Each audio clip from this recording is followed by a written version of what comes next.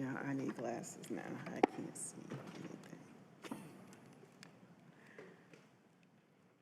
anything. Good evening. Welcome to the Durham Planning Commission. The members of the Durham Planning Commission are appointed by the City Council and the County Board of Commissioners to make recommendations to the elected officials.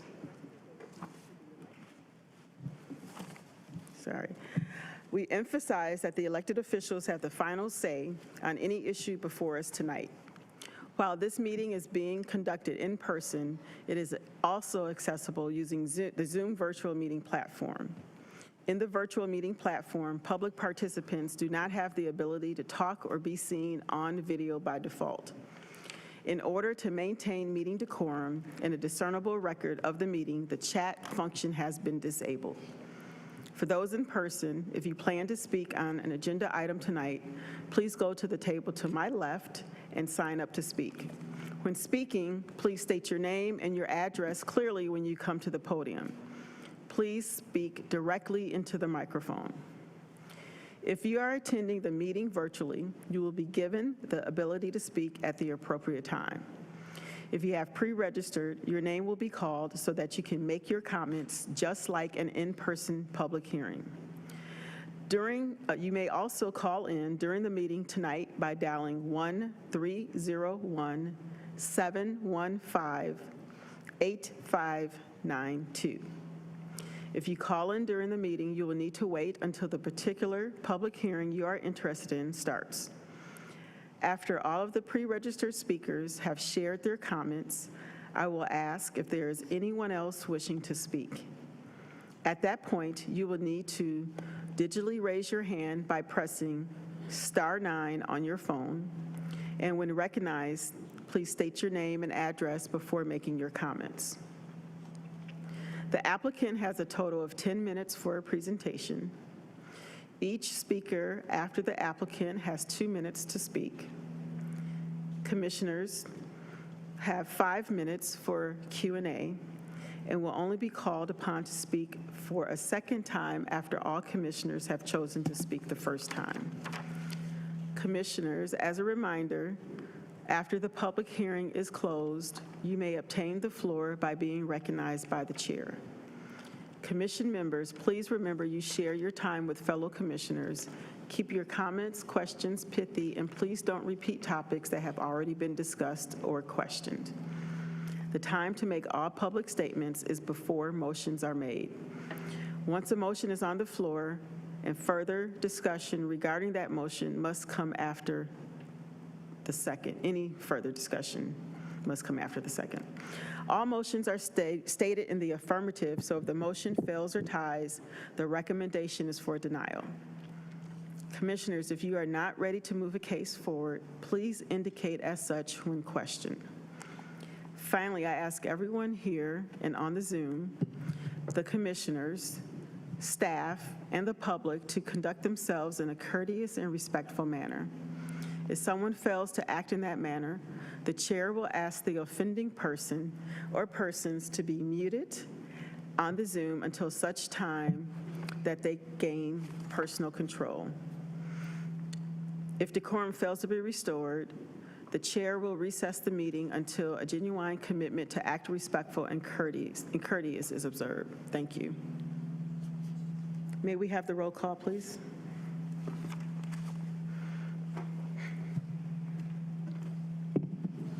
Madam Chair, before I begin the roll call, I just want to make sure everybody's aware that we do have 2 new commissioners tonight.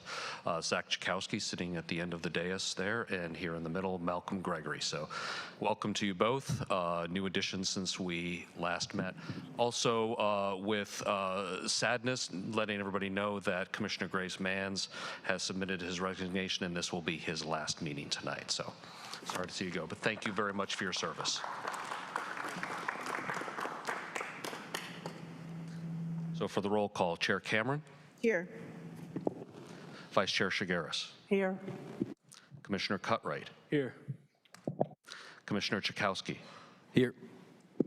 Commissioner Grace Manns? Here. Commissioner Gregory? Here. Commissioner Johnson? Here. Commissioner Kopak? Here. Commissioner McIver? Here.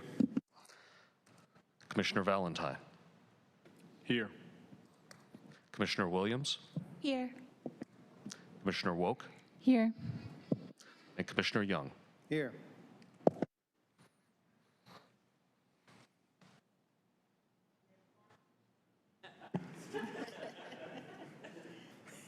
We have perfect attendance. Woo, yes. Awesome. I'm going to ask the two new commissioners. I know Commissioner Gregory, I believe you went last time, but because we didn't have, well, did you introduce yourself? Nope. All right. So if you would like to introduce yourself and then please say your name again. Zach Chakowski. Kaskowski. Okay. If you would go, see, this is going to be a test for me. After Commissioner Gregory, that would be great. Thank you, Chairwoman Cameron. So I'm Malcolm Gregory, blessed to have two first names, so that'll keep everybody on their toes. I'm a full-time graduate student studying environmental policy with an emphasis on renewable energy development.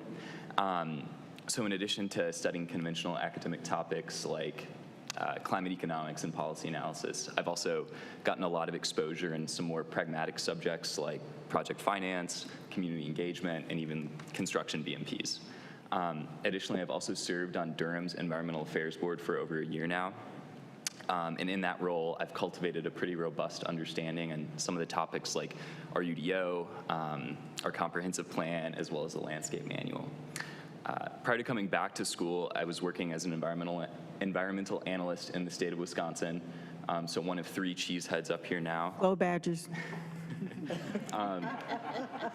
And in that role, I was assisting with the review and permitting of utility projects. So think transmission line retrofits, pipeline repairs, hydroelectric maintenance, things of that nature, for example. And so to end, I just want to say that I have a genuine passion for infrastructure, community development, and public service. So I'm really looking forward to applying these passions and background to the important work that's undertaken in this chamber and getting to know my fellow commissioners and planning staff better throughout my term. So. Thank you. Hi, everybody. I'm Zach Chakowski. Most people just call me Zach because if you can see my last name, it is a bit of a doozy. Sometimes I look at that and I'm like, it just can't be right, but it is. I'm a longtime North Carolinian, but a relatively recent Durhamite. I am a 2-time UNC attendee, but never graduate. Ended up graduating from Elon University. I had left UNC twice to work on political campaigns, once for President Obama's reelection and once for Terry McAuliffe. My wife, Sarah, Dr. Sarah Cunningham, and I are recent homeowners, and we've wanted to get involved in shaping this great and wonderful city of ours. It's been really, really cool to see the momentum that Durham has and all these amazing things happening, and it's been incredible to see the work that the Planning Commission has done and how y'all have been a part of that process. It's an honor to serve with you, and I look forward to learning more and hopefully contributing. Thank you. All right, I don't believe there are any adjustments to the agenda. Now we're going to move to the approval of the minutes and consistency statements from both June 11th, 2024 and July 9th, 2024. Is there a motion to approve? So move. Second. It's been moved by Commissioner Cutright and seconded by Commissioner Valentine to approve the minutes and consistency statements both from the June 11th and July 9th, 2024 meeting. All in favor, please say aye. Aye. Opposed? Motion carries. We will now move into the public hearings. The first public hearing is the initial zoning map changes, and we will hear case Z24 quadruple 03A Winsford at the Park. May we have the staff report, please? Thank you, Madam Chair. Before Ms. Long comes up with the staff report, I just want to state for the record that all cases being heard before you tonight have been notified in accordance with state and local laws, and that affidavits for that are on file in the Planning Department.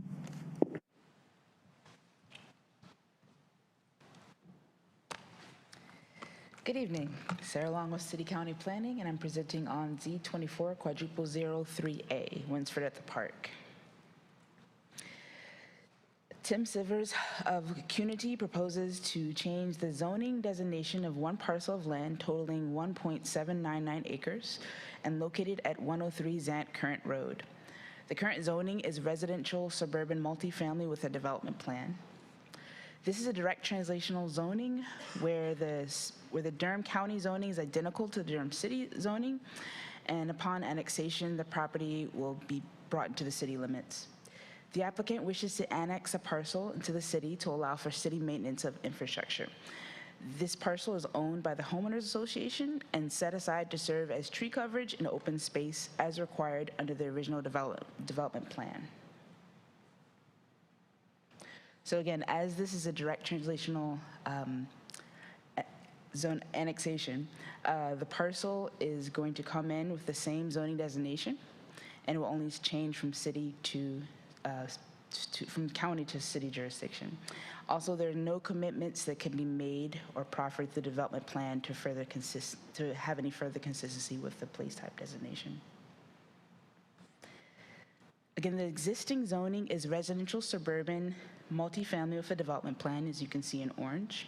It is surrounded by the same RSM and also residential rural, or RR, and Science Research Park, which is to the south there, SRP, it's in green. The aerial map shows the general location of the project is in southeast Durham County.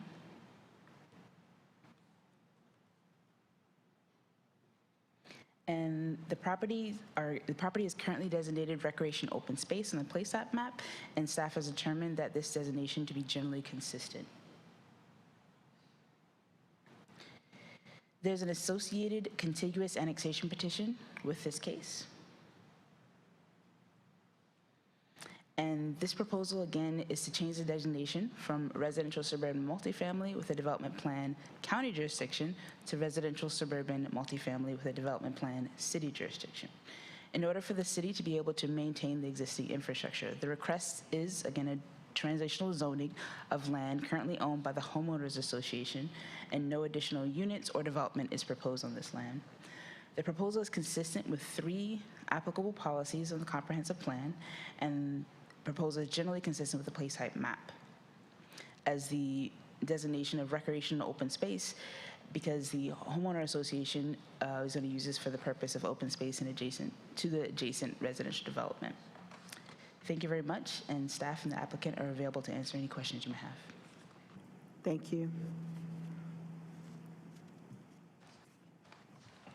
At this time, the chair is opening the public hearing. Is the applicant here to make a presentation?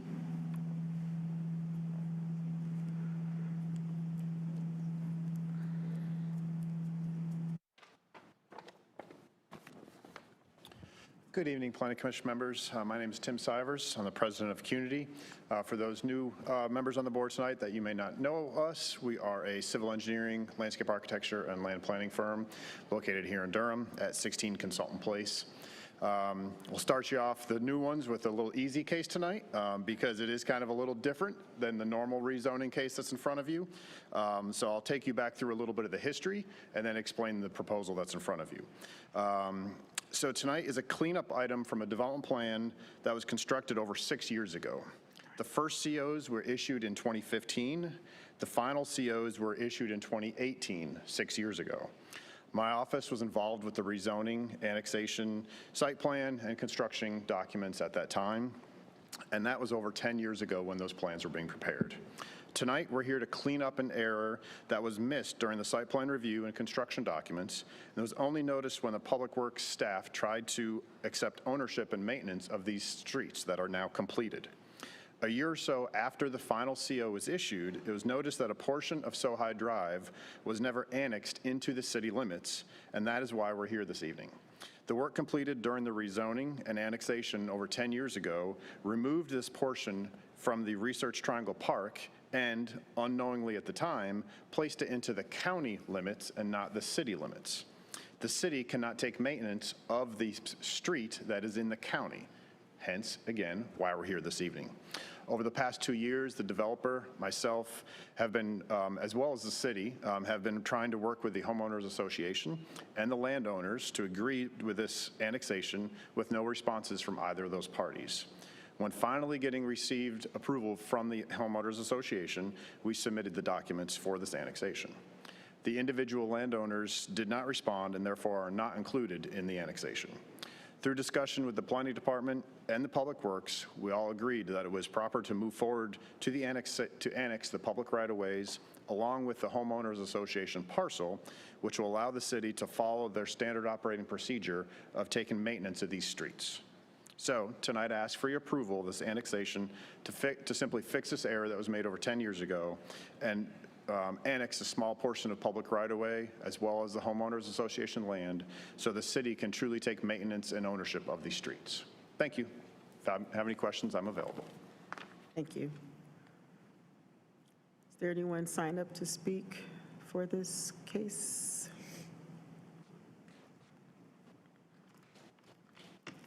In the galley, anyone signed up? If you're on Zoom, please click the raise your hand button. If you're on phone, please push *9.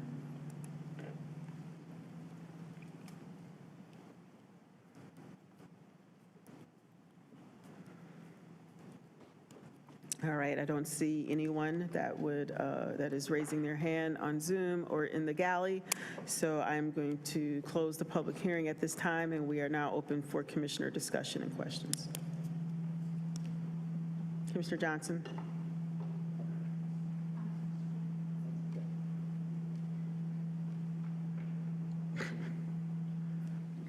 Thank you, Chair. Just a couple clarifying questions, if I could.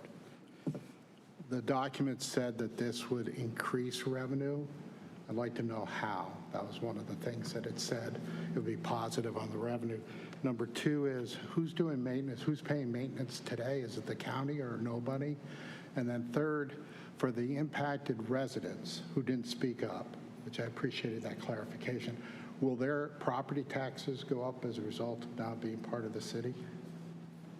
All right, I am going to pass number 1 and 3 off. I will answer number 2, which was the maintenance to date. So once construction is completed, there is a 1-year typical 12-month bond that is placed on all public streets.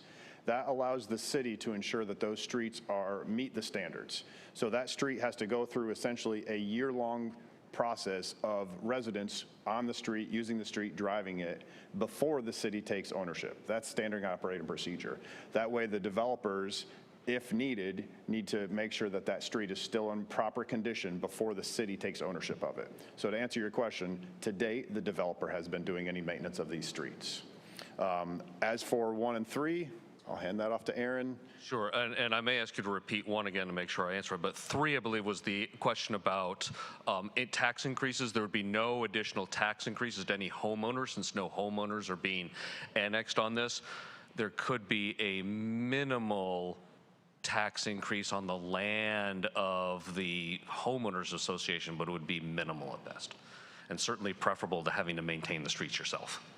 The first question was in the document, it said it would be not revenue neutral, but actually revenue positive. I was trying to clarify that. Yeah, so that's standard language we have that we should not have included in that document for this case. All right, thank you. Any other questions? Commissioner Klopak? Yeah, I have a clarifying question. So I hear you share that there is a question of the maintenance of the right-of-way. Just would like to understand how that intersects with the open space, and if there is maintenance of that open space by the city in addition to the right-of-way, and just how those connect together. Okay, great question. If you have the map in front of you, it's the area of annexation. So the area of annexation includes the public right-of-ways as well as the homeowners association area.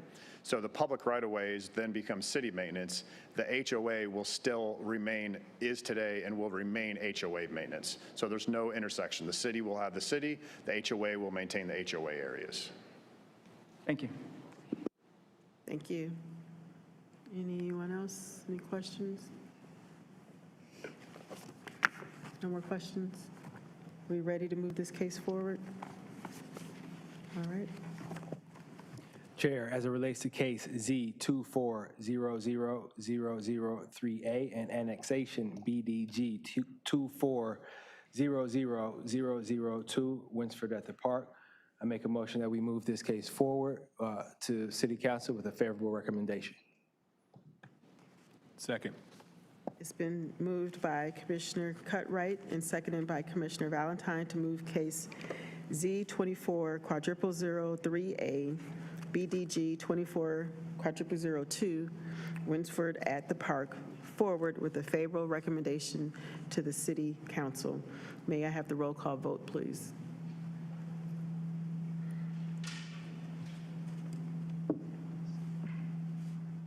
Chair Cameron. Yes. Vice Chair Shigaris. Yes. Commissioner Cutright. Yes.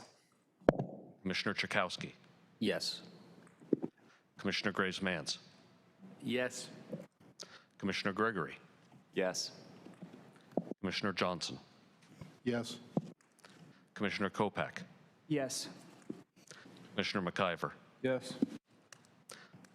Commissioner Valentine. Yes. Commissioner Williams. Yes. Commissioner Woke. Yes. Commissioner Young. Yes. The motion passes 13-0. Thank you. Now we will move into public hearings, zoning map changes. The first case is Z230025 Oxford Ridge, and this is also a continuation from the July meeting. Good evening, Chair Cameron, Vice Chair Shigaris, and Honorable Planning Commissioners. I'm Brooke Roper with the City County Planning Department. Tim Sivers of Cunity proposes to change the zoning designation of 3 parcels of land totaling 58.7 acres and located at 875 East Carver Street, along with 955 and 1007 Old Oxford Road. The current zoning is commercial center with a development plan, commercial neighborhood with a development plan, and industrial light. The applicant proposes to change this designation to Planned Development Residential 5.174 with a textual development plan to allow up to 300 residential units limited to single-family, two-family, multifamily, and co-living uses. And this would consist of a maximum of 75 single-family and a minimum of 175 townhouse units. The properties are currently designated mixed-use neighborhood and recreation on the and recreation and open space on the place type map. If the proposed zoning is approved, staff recommends a change from the mixed-use neighborhood place type to mixed residential neighborhood.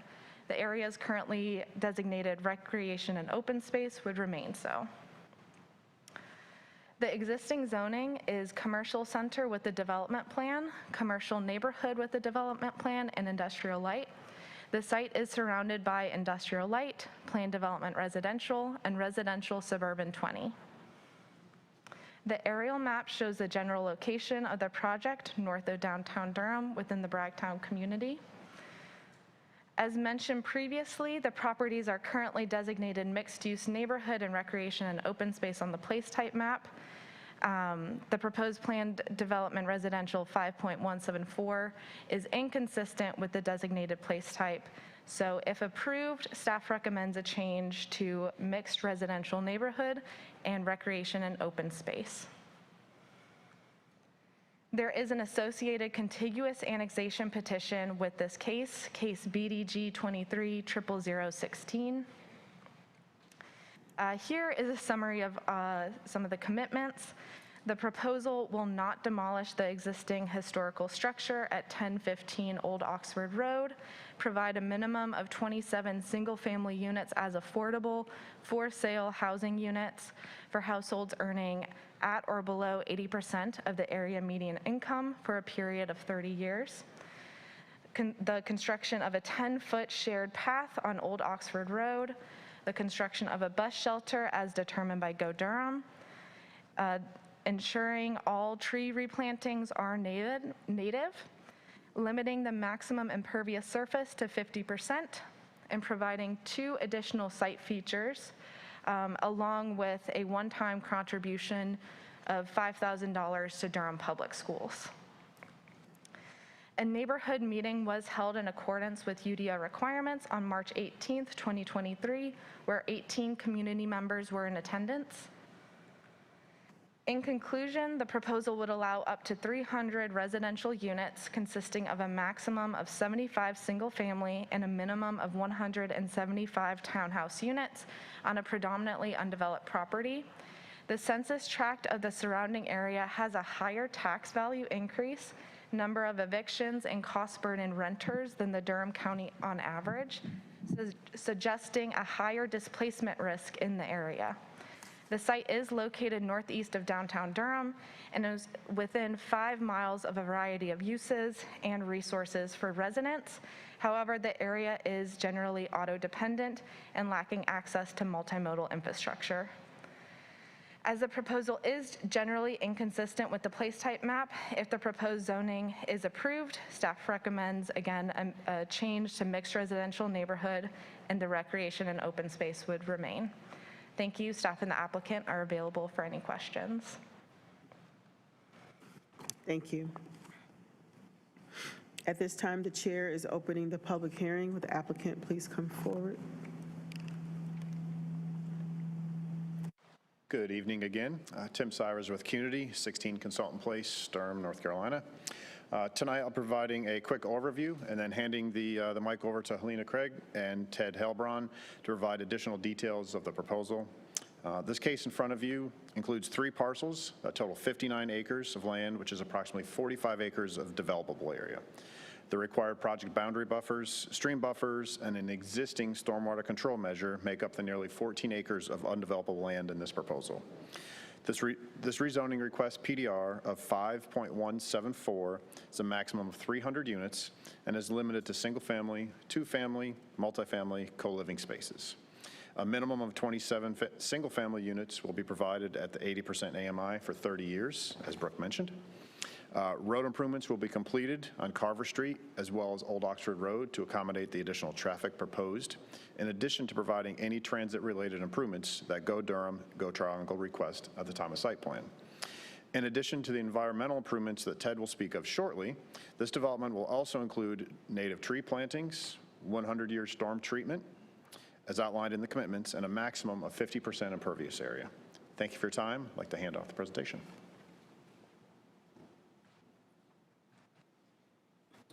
Good evening, all. I just wanted to speak briefly to the parts that don't jump off of the formal presentation that you see, which is I was one of the 18 community members who attended the initial community engagement meeting.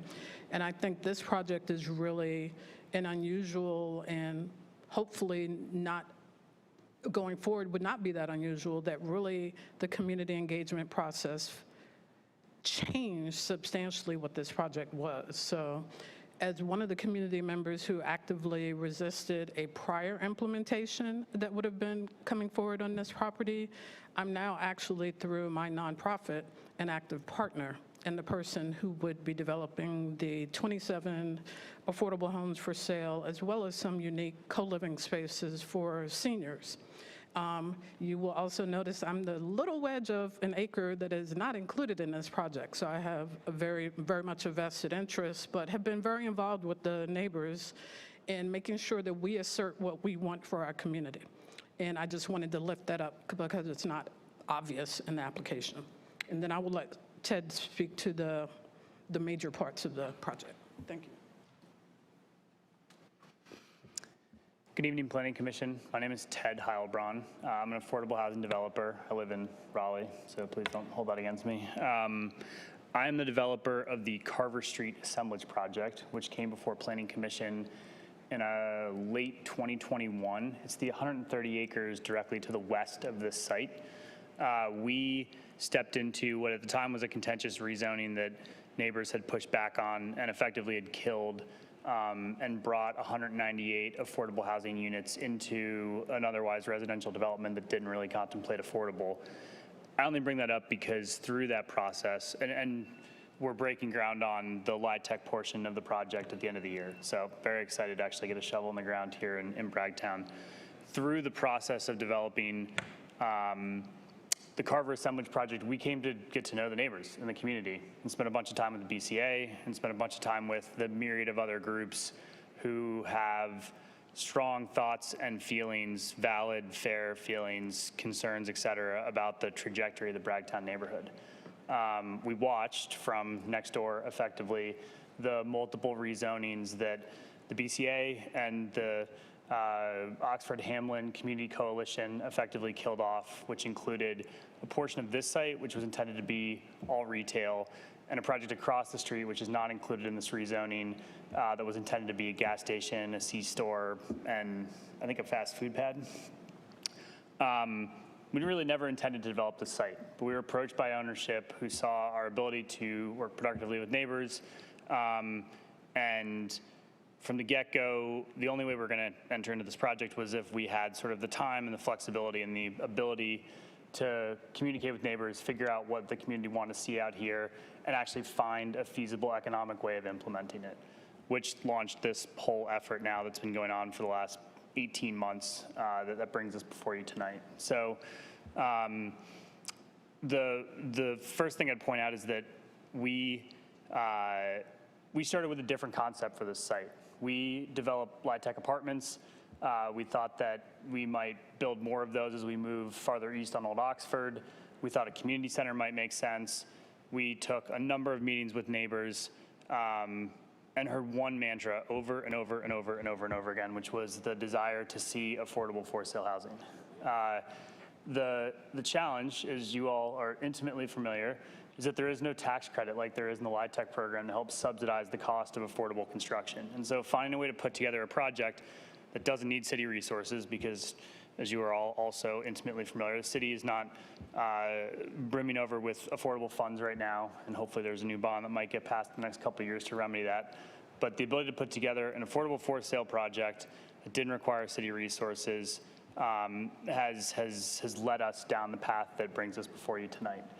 I would also point out that the diligence that's happened over the last 18 months has involved a significant amount of time spent with the North Carolina Department of Environmental Quality. So the old Cattsburg store, which is at the corner of Oxford, Old Oxford, Carver, and Hamlin, was the site of an old gas station that when it was removed, the cleanup was botched. Gas ended up in the water table, and benzene is currently leaking east, headed across Old Oxford onto the parcel that this site includes. And so part of our delay in getting before you all was that we weren't going to move this forward until we had an environmental solution that was acceptable, because there was no way we were going to build affordable housing and have it sort of downstream of this slow benzene migration through the Bragtown neighborhood. So we've made a ton of progress with DEQ. We're happy to speak about that in more detail. This project will involve a comprehensive remediation of all the benzene that's sort of plaguing this northeast corner of the Bragtown neighborhood. So I'll defer the rest of our time or make ourselves available to answer any questions, but thought the background might be helpful in terms of sort of how we got involved in the project and what has driven it into the form that you see before you tonight. Thank you. Let's see here, we have, it's Freedon signed up to speak.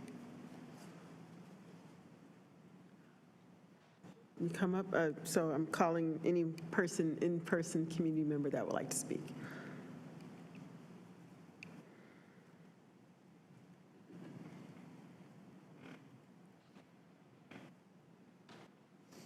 Good evening. I'm Donna Frederick. I'm a resident of Bragtown and was one of the people in that original meeting where we discussed that.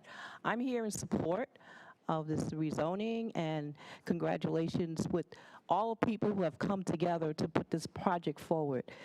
It is definitely a labor needed because we need more affordable housing, as we know, in Durham.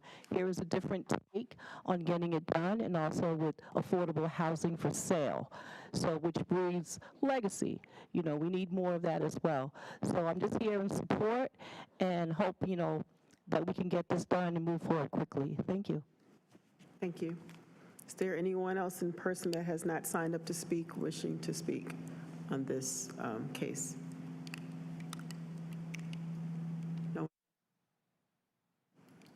All right, is there anyone on the Zoom? Please press raise your hand button or *9 on your phone if you would like to speak on this case.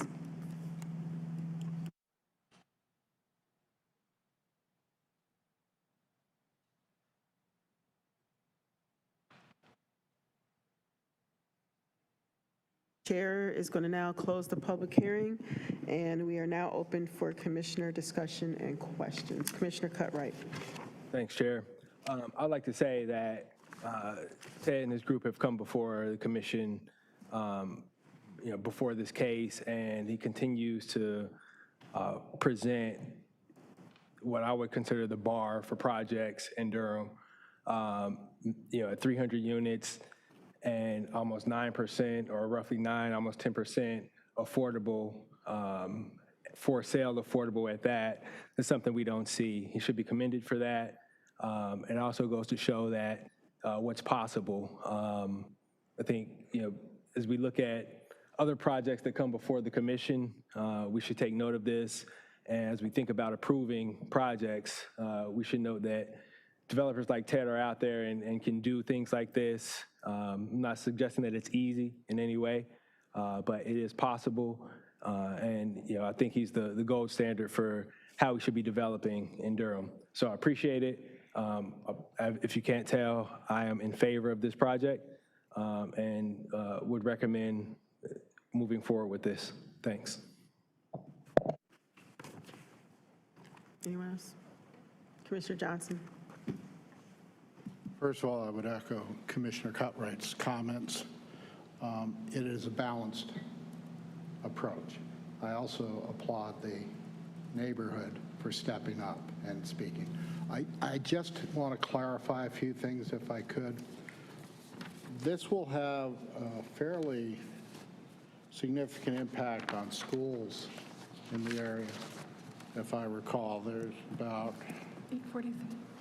Yeah, about an $800,000 impact, about quite a few, about 130, 140 students. The $5,000 proffer, which I appreciate the recognition, can that be increased as far as the impact on the infrastructure for schools? That's question number one. Yeah, there's room, I would say, to increase it. As you obviously are aware, everything's a balance. But again, in a project of this size and scale, there's an opportunity to increase that number. And are you willing to make that proffer tonight to support a higher amount to the schools? I am. And what would that be?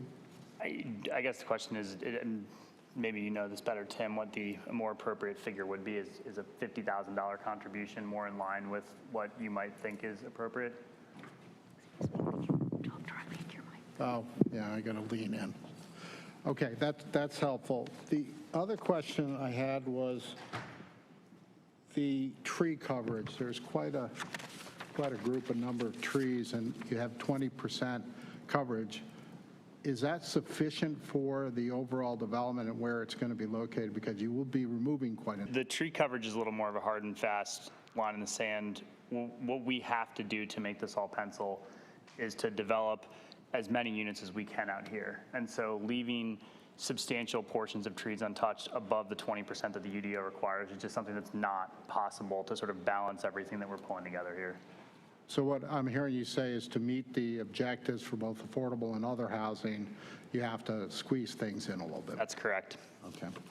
And my last question, in reading the meeting notes, which were very helpful from the community, because I always like to support the community's input, the traffic study. At the time of the meeting, it was pending, the traffic study. And there was supposed to be a get back on the traffic study to the community. That was one of the IOUs. Did that happen? And are there any other unknown issues from the community that they still have other than what was spoken on tonight? Thank you. Absolutely. Meeting minutes, I think, were included from a meeting from 2023. there have been a number of follow-up meetings, not necessarily as a group collectively, but with the BCA. We went and met with the Oxford Hamlin Community Coalition and had more of these conversations in more detail as follow-ups. I think maybe Helena and even Donna could speak to whether there are ongoing concerns. As it relates to the traffic study, I'm not sure we've shared a copy of that, which we totally can. Obviously a traffic study was done as a part of the vetting of the rezoning application. And that study indicate any major issues if I were to read it? No, as you might be aware, there's a fair amount of development that's happening into the north portion of the Bragtown neighborhood currently. So a lot of the major infrastructure is being picked up by either Carver assemblage or there's a large industrial project that's coming just down the road from here. There are some curb cuts that are required through the median on Carver, but there is not a significant traffic footprint coming off of this project in the scheme of the other infrastructure improvements that are happening currently in the neighborhood.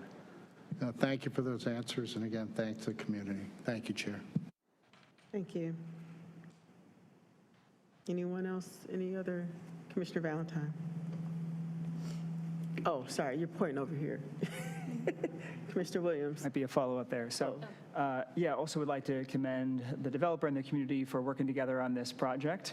And it's been helpful to hear your responses thus far. Just a couple other points I wanted to raise. The first was, along with the place type map of mixed residential neighborhood, I was curious to get your thoughts about the open space and questions I saw in notes from staff around public accessibility.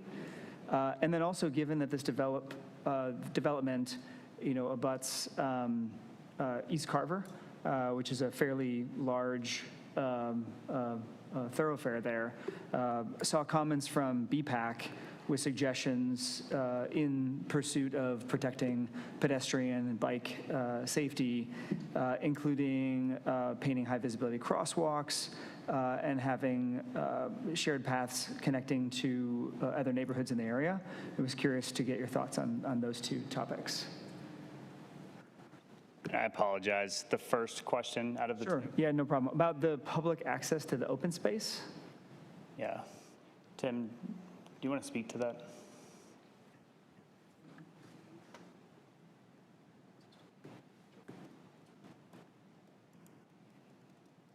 Oh, okay.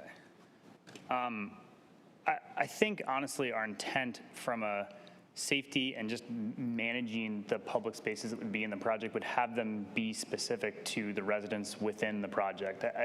The goal is not to provide a sort of insulting, non-inclusionary type response, but as we think about managing the development and the HOAs that will come out of this, it's just difficult to contemplate having private ownership of improvements that the public has access to, trying to understand how they're managed and the risk associated with managing them. So I think our just from a de-risking perspective, the intent would be not to have them be available to the public.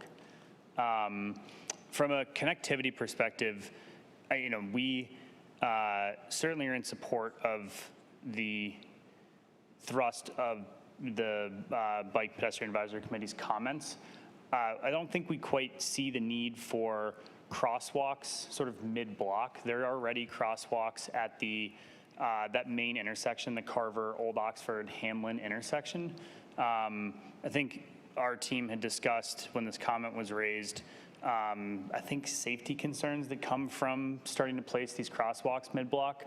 But I think right now, with the infrastructure that's in place on Carver and the infrastructure that will be building, the bike lane, the sidewalk, et cetera, on Old Oxford, I welcome to further discussion about this, and certainly not trying to stiff arm the question, but I think our hope is that we're bringing forward something that's quite additive to sort of pedestrian connectivity and public infrastructure already in the neighborhood. Thank you for that. And I think the notes came from staff, so I'm just curious if staff have any comments about the open space. Yeah, so the open space on this site, and I think it's noted in the staff report, is on the northern and kind of back portion of the site. So we did flag that in the report, just because with the mixed residential or mixed use place type, that is something that is brought up, having publicly accessible open space. So that was flagged, but it wasn't I'll say it wasn't a large concern that it wasn't publicly accessible, but we did make note of it. Thank you. Good. Commissioner Williams first, and then. I just wanted to echo my fellow commissioners' thoughts in terms of the project as a whole. I really enjoy hearing that you kind of approached the community and to figure out what it was that they were looking for, as well as the affordable housing piece, and also having more than one housing type. So I remember when you came last, and it was very impressive, and I feel the same this time around. So I am in support of this project. Thank you. Thank you. Commissioner Graysman? Yeah, I echo everything that the fellow commissioner said, and just want to, can you tell me when you all started this process of working together? How long you been doing that? Absolutely. So we put this site under contract in middle of late 22, early 23. And knew after community meetings that we were going to need an affordable housing for sale component. We talked to Habitat, who's obviously awesome, but quite busy building across the rest of Durham, and realized that we had a developer in the community already who was active across the city, obviously very intimately familiar with what's going on with the site because she lives adjacent to it, putting it lightly. And that started sort of a longer conversation about how we could practically pull this off. So at this point, there's been a year plus worth of meetings with design consultants and a builder who Helena and her nonprofit interface with on other work. And we're really excited about the team that's in place to execute on this project. But it's been a multi-year effort to sort of pull all this together. Well, thank you. And just, I want to see more of this. I would love to see you all hold court with more developers to explain to them and pencil out how this can happen. So starts with really active community groups, to be honest, because our Carver project would have never happened if a previous developer had sort of waltzed through the city approval process and the BCA and stopped that in its tracks. So from my perspective, we're active in a bunch of other communities across the state. This happens when community groups are super active. That's the answer. Thank you. Thank you. Any other? Commissioner Valentine? So thank you for your comments. You had talked about the environmental concerns on this project. And so how are we going to be monitoring that? Yeah, absolutely. So DEQ right now is actually out in the field doing a significant amount of testing to prep for what's called an injection. And so benzene's a compound that breaks down over time, not fast enough for our comfort level in terms of developing residential adjacent to it. The injection will accelerate the decomposition of the benzene in a manner that will enable residential development, but specifically without the need for a vapor barrier. What we did not want to do was end up building housing, specifically affordable housing, and have it done on a vapor barrier with a concern about future contamination. And so we were told by DEQ that we were being too conservative, and our response to them was, that's our decision, not yours. So DEQ, I would say, rarely shows this level. The DEQ's been working with these neighbors for 15 plus years, I believe, because there's been a significant amount of monitoring. The incident that led to the benzene getting released happened in the mid-2000s. And so for 15 years, DEQ sort of, I hope they're not listening, hasn't really done all that much. They tested some wells, that's about it. And we've been able to impress upon them the need for this to get solved because of the residential development, the affordable residential development, the sort of, frankly, what will be a high-profile nature of a project that is able to accomplish what we hope to accomplish, and they've gotten on board. So they are stepping up and spending money, which is a great start, but our group in developing this is going to sort of backstop the cost of whatever it takes to get the site to a place where the benzene's no longer a concern, not even for existing residents in the current layout of the neighborhood today. You had also discussed the amount of development going on in this particular area of the city that I'm familiar with. Actually, I'm a resident on Hamlin Road. And so how does this project fit into all of the other development that's going on, which is considerable, I might add? Absolutely. So I think the biggest thing I'd say is that there's been a ton of affordable rental development that has been proposed and is occurring along Old Oxford as you extend from really Danube East, right? So Oxford Manor is there and has been for years and years. Sankofa Landing, which came before you all, I assume, a couple years ago and has been renamed ever since. But that's 150 LIHTC units. That's across the street. We're building 198 LIHTC units and using RAD vouchers from Durham Housing Authority to accomplish that just up the road. And so our sense was, large concentrations of affordable housing. We need to build more affordable housing, but, a mixture of product is something that we thought that Old Oxford needed. And so as we contemplated and listened to neighbors who specifically asked for affordable for sale, but our biggest takeaway was that the project was a departure from what had been coming east on Old Oxford, just because we're not including 3-4-story garden style, dense, affordable rental development. All right, thank you. It's your 5 minutes. Is there anyone else on the commission that would like, Commissioner?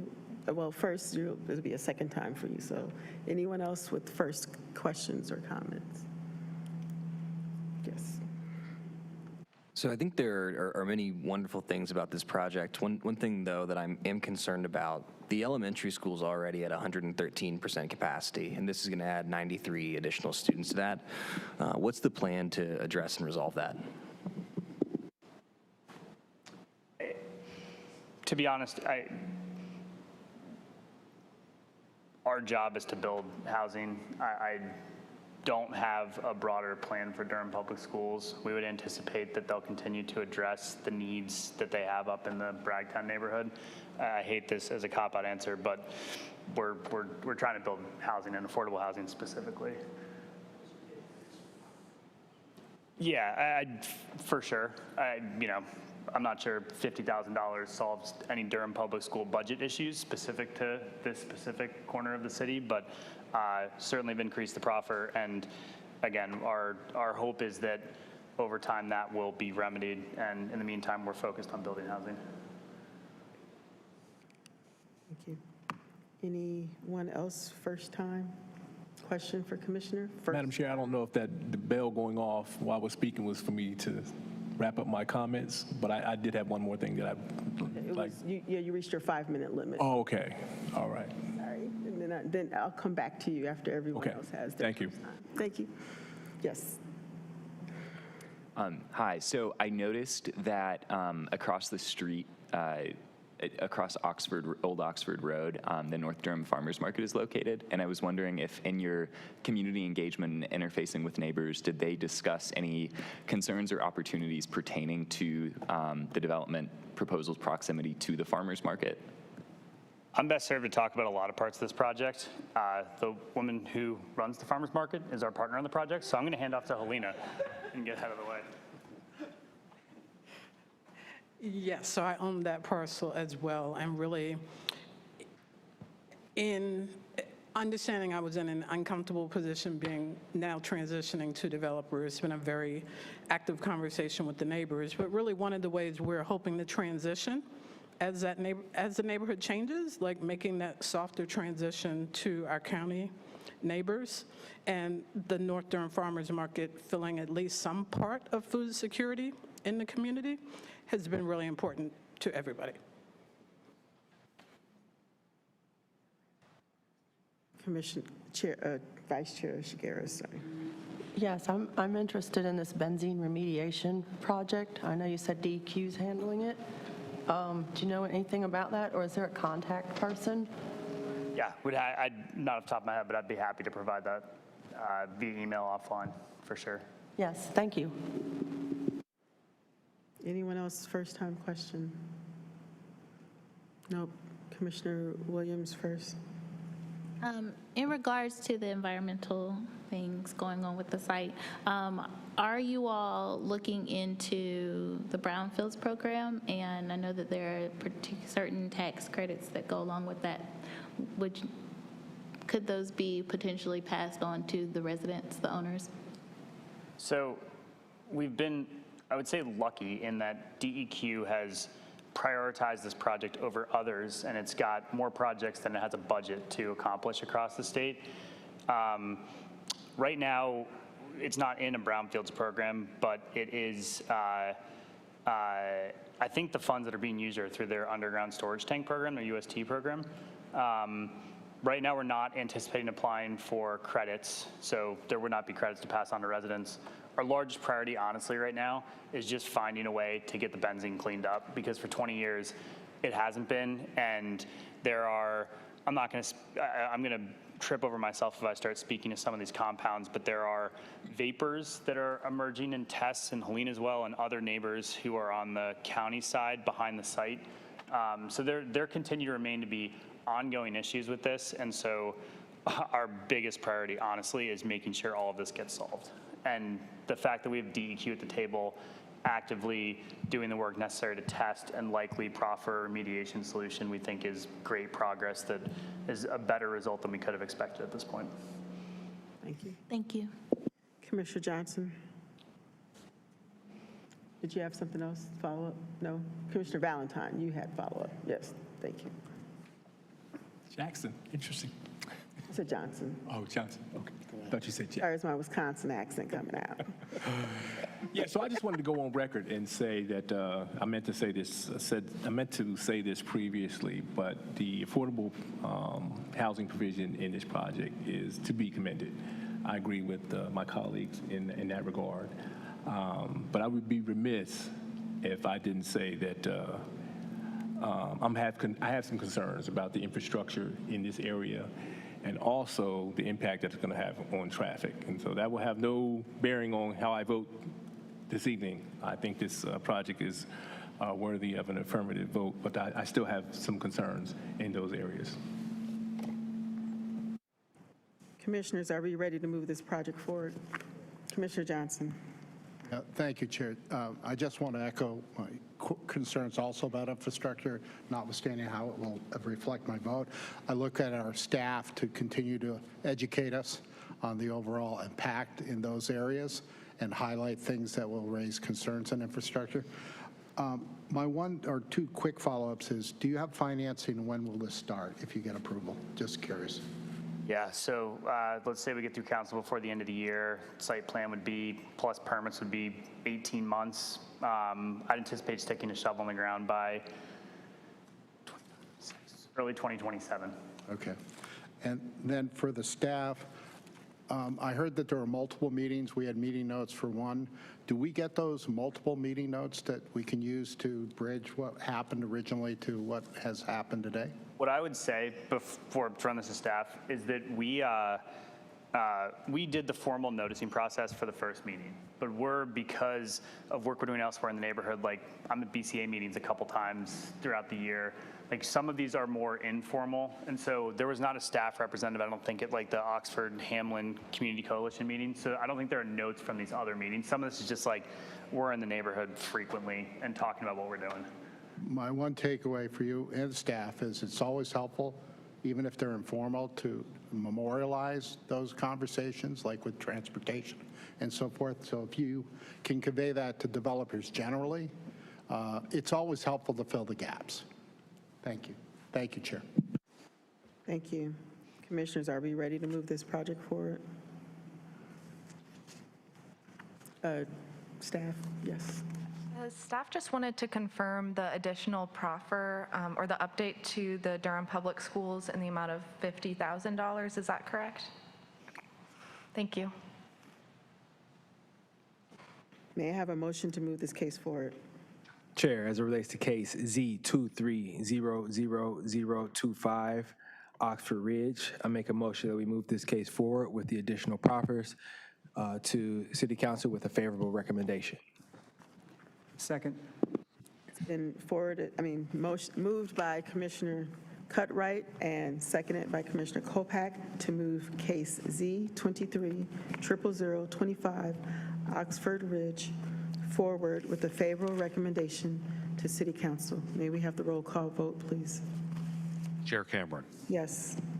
Vice Chair Shigaris. Yes. Commissioner Cutright. Yes. Commissioner Chakowski. Yes. Commissioner Graves-Manns. Yes. Commissioner Gregory. Yes. Commissioner Johnson. Yes. Commissioner Kopak. Yes. Commissioner McIver. Yes. Commissioner Valentine, Yes. Commissioner Williams, Yes. Commissioner Woke, Yes. Commissioner Young. Yes. The motion passes 13-0. Thank you all. We appreciate it. Have a good night. Thank you.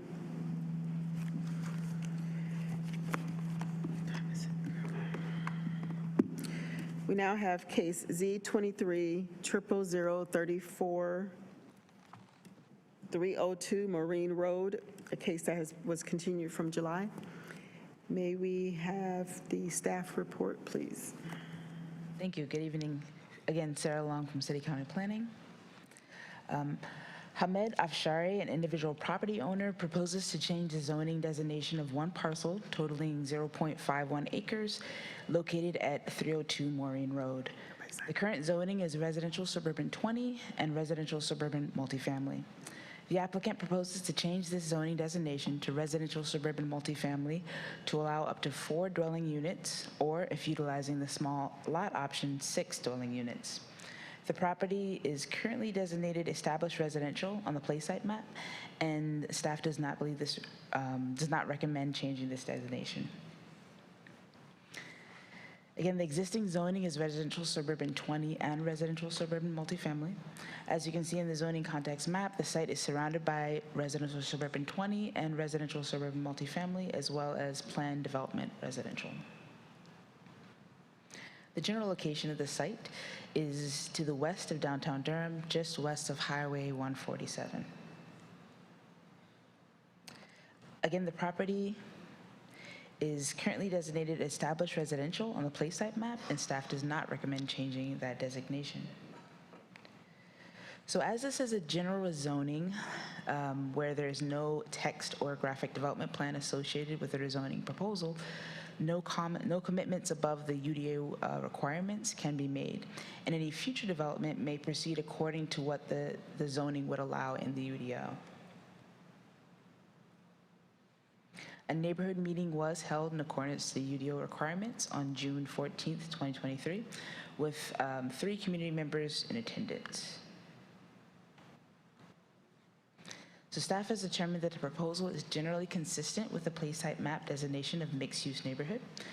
The proposal would allow up to 4 units or 6 units with a small lot option, and these units are limited to single-family dwellings, townhouses, duplexes, and multiplex. The proposal is generally consistent with the play site map designation, and thank you, and the applicant is available for any questions as well, staff.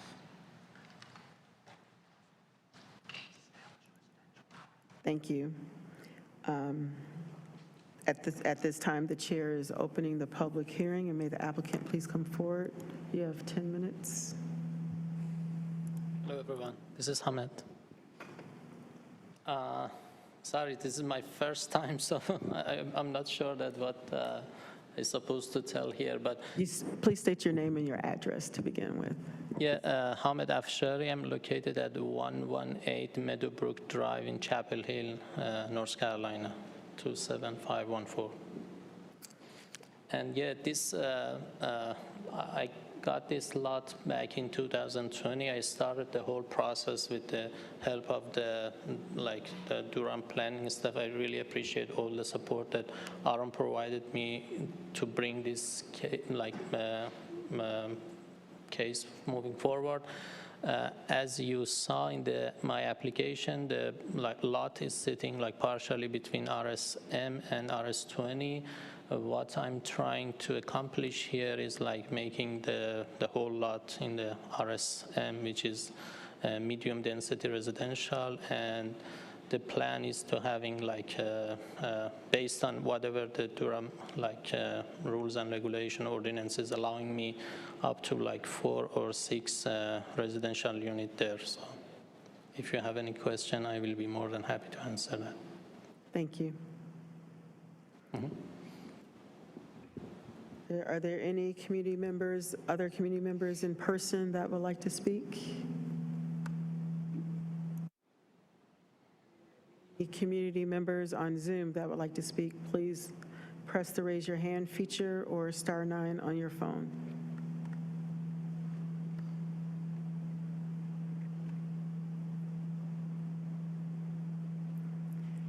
right, at this time, we're going to close the public hearing, and we are now open for commissioner discussion and questions. Just briefly, I want to make one correction to the presentation. The actual place type designation is established residential. Okay. But staff still considers this to be consistent with that place type designation. Thank you. Any commissioner questions? Commissioner Johnson? No? Commissioner Graves, man? Yes. Have you given any, do you have designs for what you plan to put on the site, whether it's 4 or 6 units, or how you envision the properties being situated on the site? No, not yet. I'm waiting for this like rezoning process to see like I ended up how many lot and based on that. But roughly it's gonna be like, I'm thinking like 1,500 up to like 2,000 square feet, like 2 or 3 like bedroom, single family residence. So as it's very close to the Durham University, and I have a like very like dense background in like higher education, I'm thinking providing some sort of like affordable rental like places for university students. Good. So you have experience in developing properties? I'm going to hire like a general contractor and all those like a licensed contractor for doing that. Yeah, I've done one project here in Durham in like Granby Street, which I've followed. My background is engineering, electrical engineering, so I'm learning the whole process. But in that project, I was closely working with like city planning and trying to like understand the rules and regulation and properly follow those. So. Thank you. Thank you. Commissioner Johnson? Thank you, Commissioner. Chair, so are these, just to clarify in my mind, my first question, these are rental units? Will there be one building with rental units or multiple buildings? I'm trying to get It's going to be like 4 residential, single family residential, or 6, and yeah, all of them are going to be rental, yeah. Okay. And you mentioned affordable a moment ago, if I heard you. What does that mean to us, affordable rentals?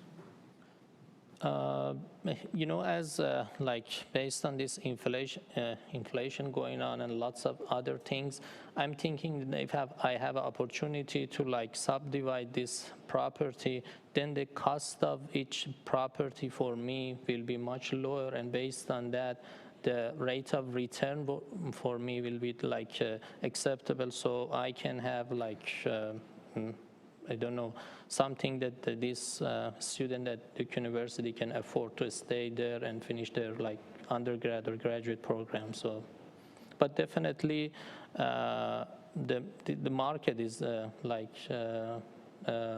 telling that, okay, how much the rental will be. But as I have more lot there, and then I can like build more property there, so the cost of like construction will be, for me, will be like lower, and put me in a position that I can provide more property in order to offer in the market. So, and as having more supply in the market, then based on this supply and demand, it's kind of balanced the price. So the math is still to come, I understand. The math is still. I think so, yeah.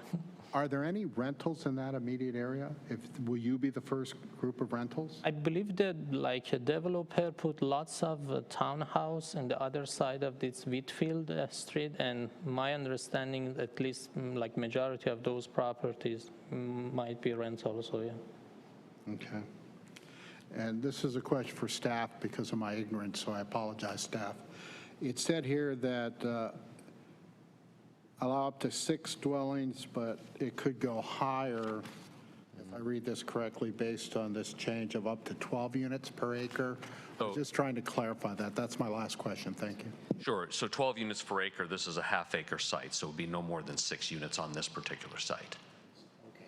Got it. Thank you. Thanks. Thank you. Any other questions from commissioners? Going once, going twice? Commissioner Gregory. Just one last quick question. I'm curious, can you describe real quick just what the nature of parking infrastructure is in proximity to this site? Is it street parking? Do you envision lot construction? No, I'm not considering like street parking. So the way that I'm envisioning to like do the development there, at least providing like 2 or 3 parking, it's not be like a covered parking, but there should be a room like inside each lot that those students can like park their car. But also the proximity to the Duke University, and I know that there is a bike lane going on across the Marine Road. I believe that also will be helpful for those students that they can commute to the university by bike instead of like having like a car ownership. Thank you. Are we ready to move this case forward? May I have a motion to move this case forward, please? Chair, as it relates to case Z2300034, 302 Marine Road, I make a motion that we move this case forward with a favorable recommendation to City Council. Second. Is that Commissioner Valentine? I couldn't see. Okay. It's been moved by Commissioner Cutright and seconded by Commissioner Valentine to move case Z23-00034, 302 Marine Road forward with a favorable recommendation. May I have the roll call vote, please? Chair Cameron. Yes. Vice Chair Shigaris. Yes. Commissioner Cutright. Yes. Commissioner Chakowski. Yes. Commissioner Graves-Manns. Yes. Commissioner Gregory. Yes. Commissioner Johnson. Yes. Commissioner Kopak. Yes. Commissioner McIver. Yep. Commissioner Valentine. Yes. Commissioner Williams. Yes. Commissioner Woke. Yes. Commissioner Young. Yes. The motion passes 13-0. Thank you. All righty, let's move on to case Z23-00044, Mineral Springs Townhouses. Also a case continued from the July meeting. May we have the staff report, please? Of course. Brooke Roper, City County Planning. Dev P. Bastola of Yeti Hospitality Group, LLC, proposes to change the zoning designation of 2 parcels of land totaling 10.8 acres located at 1402 and 1412 South Mineral Springs Road. The current zoning is residential suburban 20. The applicant proposes to change this designation to Planned Development Residential 5.349 through a textual development plan to allow up to 58 townhouse units. The properties are currently designated mixed-use neighborhood on the place type map. The proposed zoning is consistent with the designated place type. The existing zoning is residential suburban 20. The site is surrounded by planned development residential and residential suburban 20. The aerial map shows the general location of the project in southeastern Durham. The properties are currently designated mixed-use neighborhood on the place type map. The proposed PDR 5.349 zoning was determined consistent with this place type. There is an associated contiguous annexation petition with this case, case BDG 23-00028. The proposal commits to numerous text commitments, of those being 50% impervious surface, an additional amenity in the open space area, 5 affordable units for households earning at or below 80% area median income for a period of 30 years, a 10-foot shared path along the site's frontage, a minimum of 25% tree coverage, 60% of trees, vehicular use area plantings, and vegetative buffers to be native species, and at least 3 distinct open space areas on site. A neighborhood meeting was held in accordance with UDO requirements on July 26, 2023, where 2 community members were present. In summation, the proposal would allow the development of 58 townhouse units. The site census tract has a lower tax value increase in percentage of cost burden renters than Durham County on average, and the number of evictions is consistent with the county rate. These statistics suggest a lower displacement risk in this area. The site is generally auto-dependent, lacking access to multimodal infrastructure, and is not in close proximity to daily services.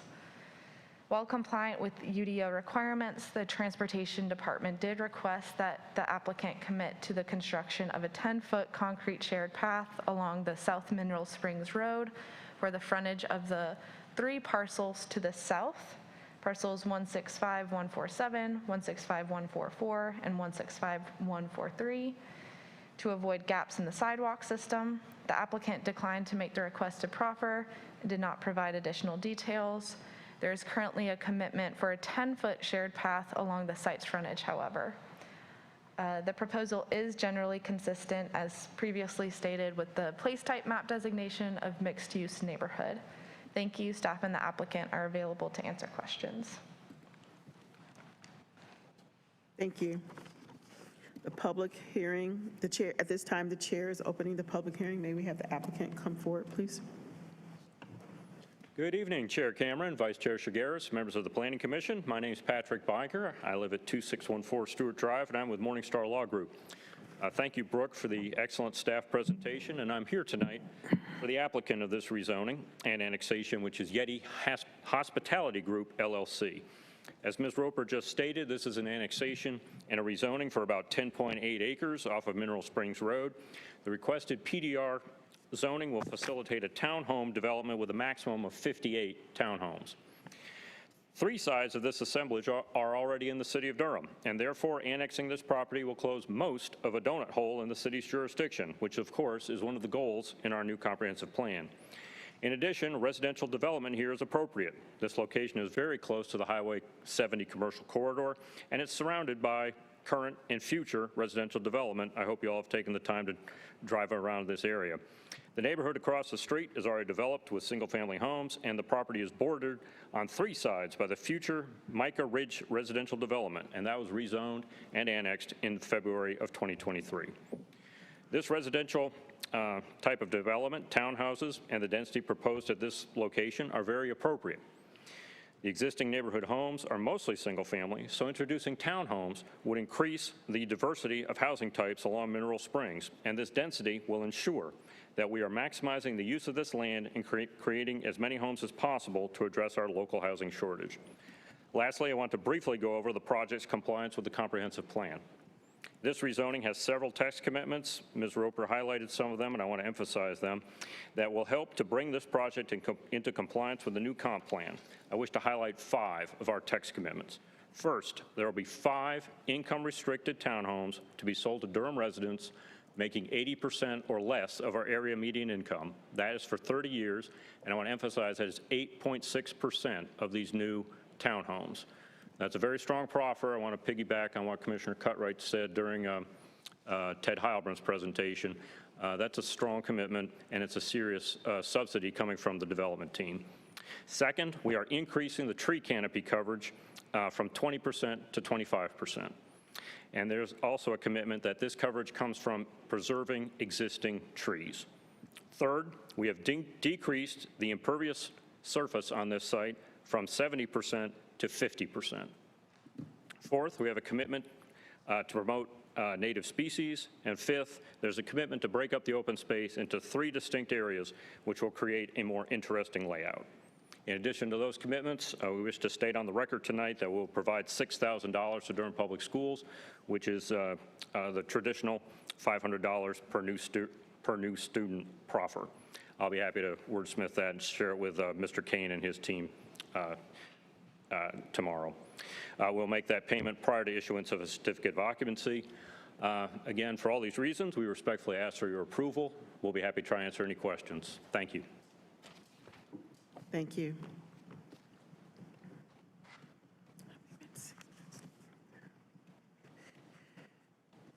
Are there any community members present that, yes ma'am, please approach the podium and state your name and address.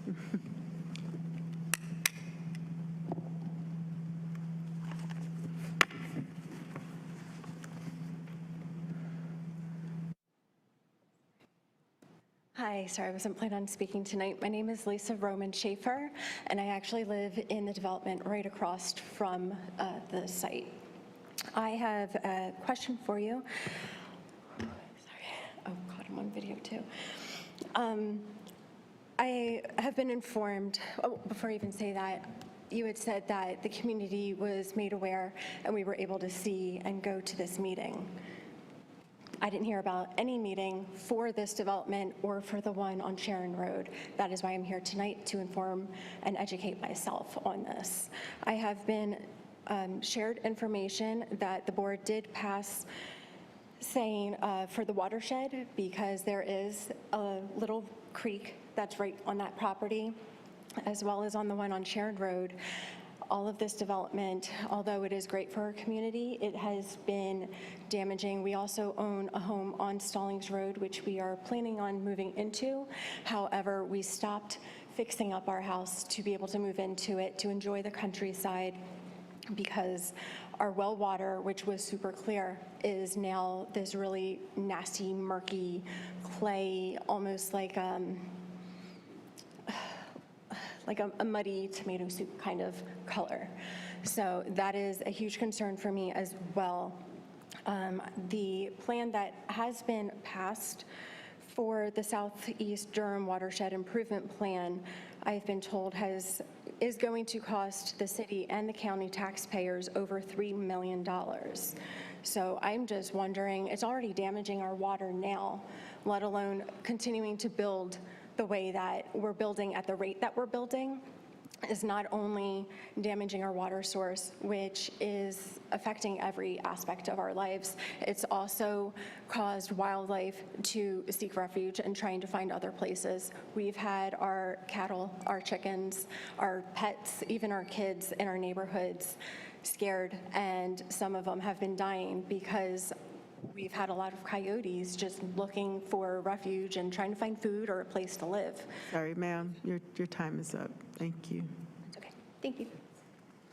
Is there anyone else in the audience that would like to speak? All right, we will move to the Zoom. I see Donna Steinbeck with her hand up. Please go ahead. Good afternoon, City County Planning Commissioners. I'm Donna Steinbeck, and I'm a core member of the Preserve Rural Durham team. We have some concerns, and I sent an email out highlighting some of those this afternoon, but I'll have to go through this fast. The blasting concerns continue. We still do not have anybody paying the people who've had damages to their wells and to their homes. So, we need a commitment to no blasting. As the lady was just talking about, that stream on the western portion of the property flows directly into Lick Creek to Holder Road, known to Grove Park's new restoration. That area floods already, and we need a commitment for the 100-year stormwater plan, because it definitely flooded with what we just saw the other week, and it's done it some other times. The wetland on site has no buffer proposed, and wetlands are important to keep from flooding. And we got minimum open space, and then the additional 391 vehicles per day. Well, as they were saying, take a time to drive out there. Well, it'll take a long time because the traffic is bad, and entrance and exits are tough, and it's really hard to get onto your property or out of it into the traffic. There's no parks in the area, and those are my two Your time concerns. is up, Ms. Steinbeck. Thank you. Thank you. Next, we have Pamela Andrews. Good evening. Can you hear me? Yes, we can. Thank you. Tonight, I just want to reference, this is another 58 townhomes, as was referenced. But there are townhomes that have been recently passed and annexed on Sharon Road, a short distance away, including the offer track last Monday night or 2 weeks ago for 100 townhomes. So there are lots of townhomes in the area. It is designated mixed-use neighborhood on the place type map, and so we're interested in what other mixed-use properties would be on site. The streams on the western portion flow to Little Lick Creek down to Holder Road, where Mr. Ellis's property floods after each heavy rain. This then runs over to the Grove Park new restoration project, which cost $1.4 million to fix 6,000 linear feet of that creek. Wetlands on site are concerned along with only 25% tree preservation. As we know, the trees and the roots of the vegetation hold the soil in place. Schools are overcrowded as well. 27 additional students will be added with no proffer per student, although I did hear that change tonight. Bethesda is 117.91% over capacity, with Neal 110% over capacity. 391 additional vehicle trips per day will be added to the heavily congested area. The cumulative impact studies are needed desperately for this side of town. Thank you for your time. Thank you. Is there anyone else on the Zoom wishing to speak? Please use the raise your hand function or *9 on your phone.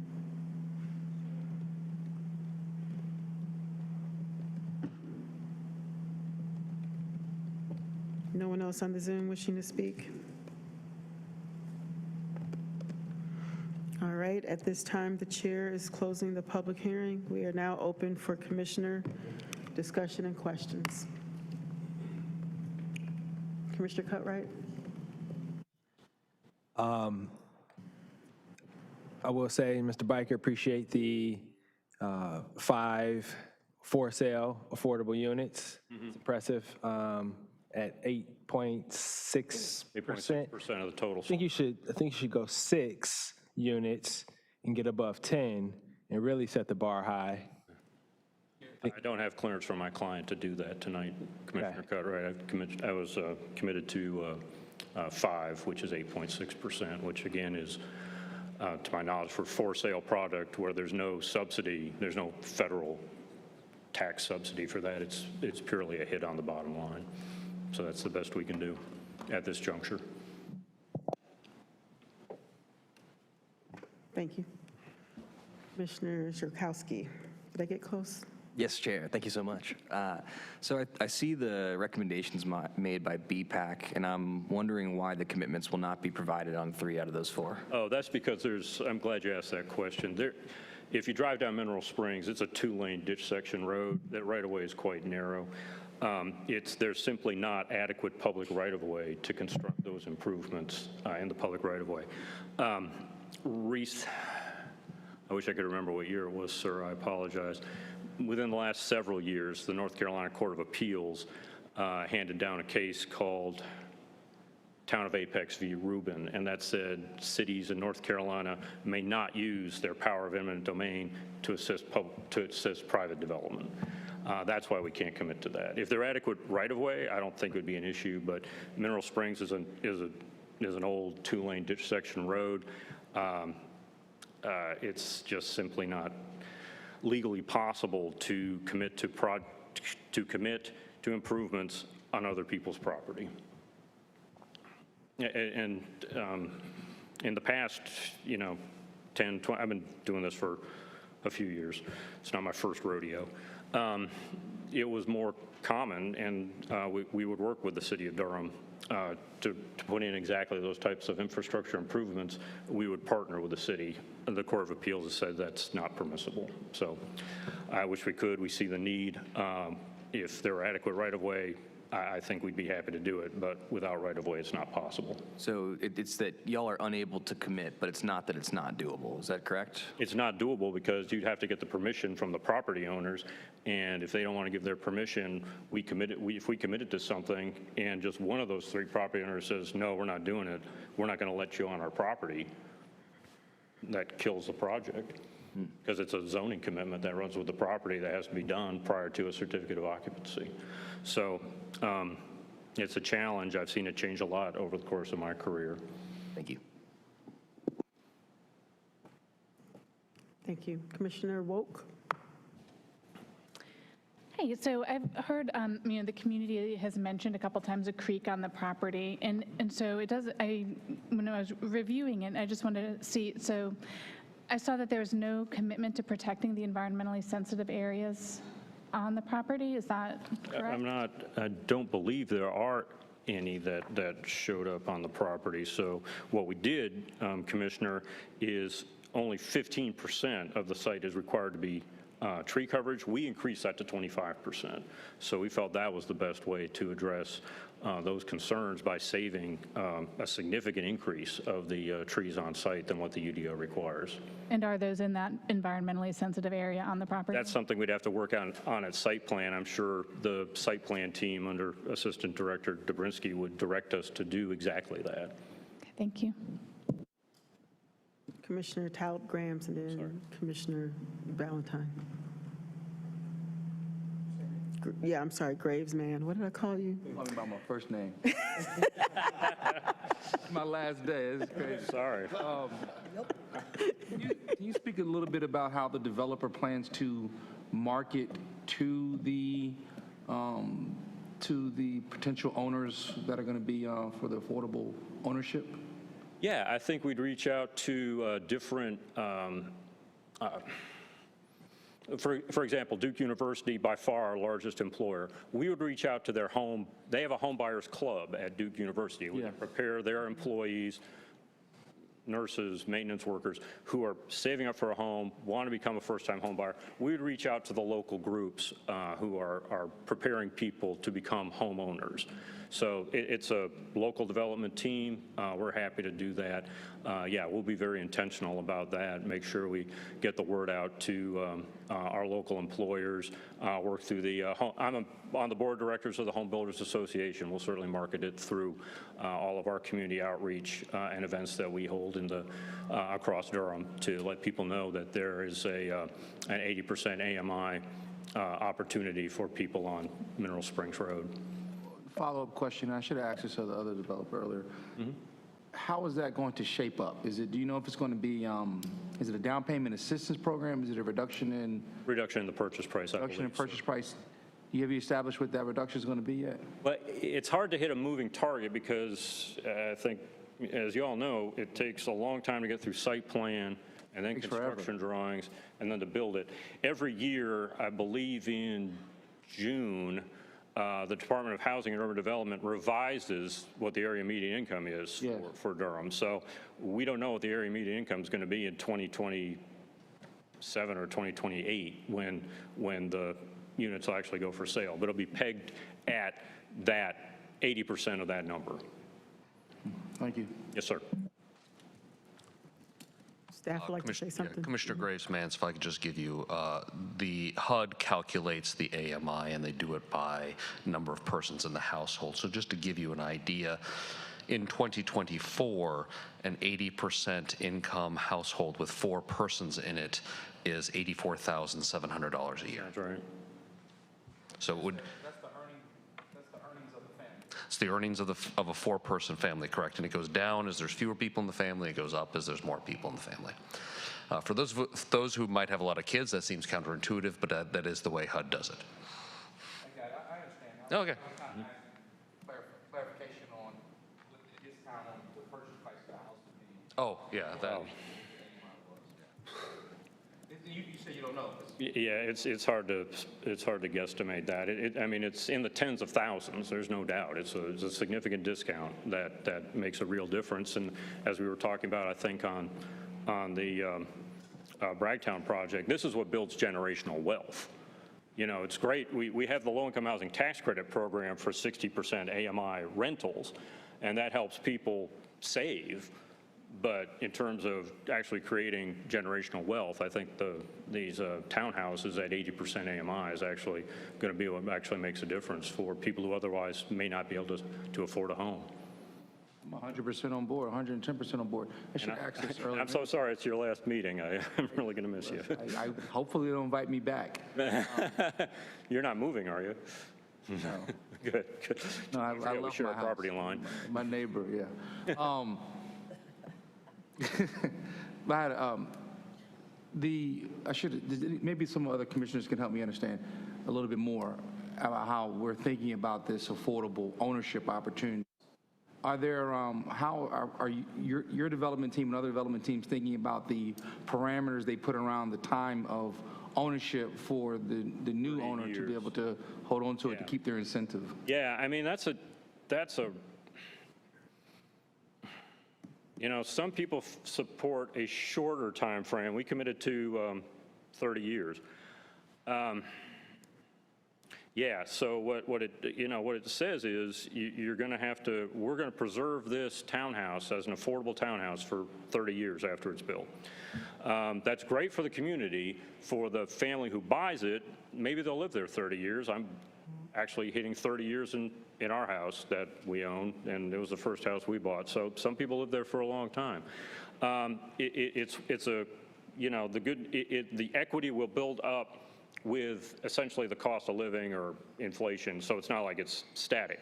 But it does, of course, not open the townhouse up to being subject to the wild increase in prices that we've seen in some Durham neighborhoods over the last several years. So it's a delicate balancing act. In this case, we went with, I believe it was the 30-year time frame. I'm sorry. Your time is up. Beer study, here we come. Yep. Going on to Commissioner Valentine. Yeah, so thank you for your presentation, Counselor. Will there be any blasting that's required in this project? At this juncture, we don't know. You know, again, it's a very small site, so be cautiously optimistic that it's, and again, it's pretty much surrounded by new development. So hopefully the sewer tie-ins are very straightforward. But like I said, the good news is it's a small site. The bad news is we don't know. Well, there is some concern in the community about the possibilities of blasting at this particular. Yeah, the good news is it's a very small site.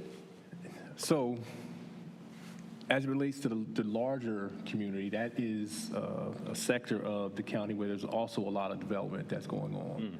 And we already know that the impact blasting has had on this sector in the county. And so I think that's something that we collectively, particularly this body, should take a look at. We look at these projects as sort of one-offs, but really they have such large implications for our community across the county. And so I think we are doing a disservice by not looking at the collective nature of how these projects impact on our community. And so you'd also talked about, or actually the young lady who came and spoke about the concerns with what she described as sort of a tomato type, a tomato pasty type impact on her water. And so we know that to be true.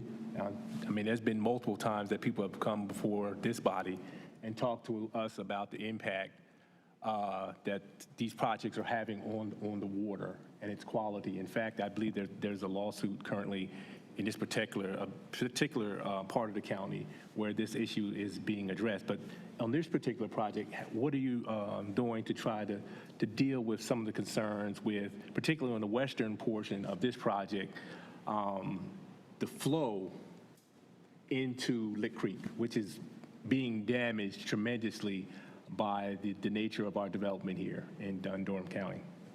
Yeah, I think at the time of site plan, we'll certainly be looking at the, especially the large area that's going to be the tree-safe components. I mean, we wanted to break that up so it'd be a very attractive neighborhood, but obviously we want to be sure to, at the time of site plan, do the best we can to preserve trees. And again, these are preserving trees, so the good news is we're not replanting, we're preserving what's on site, and that's a commitment. Many developments that we work on have to replant trees, but in this case, we're fortunate enough to be able to preserve an extra 10%. So I think that'll help address that concern, so that at the time of site plan, we'll make sure that we're preserving 25% of the trees that are on site, which I think is the best, you know, really the best type of buffer.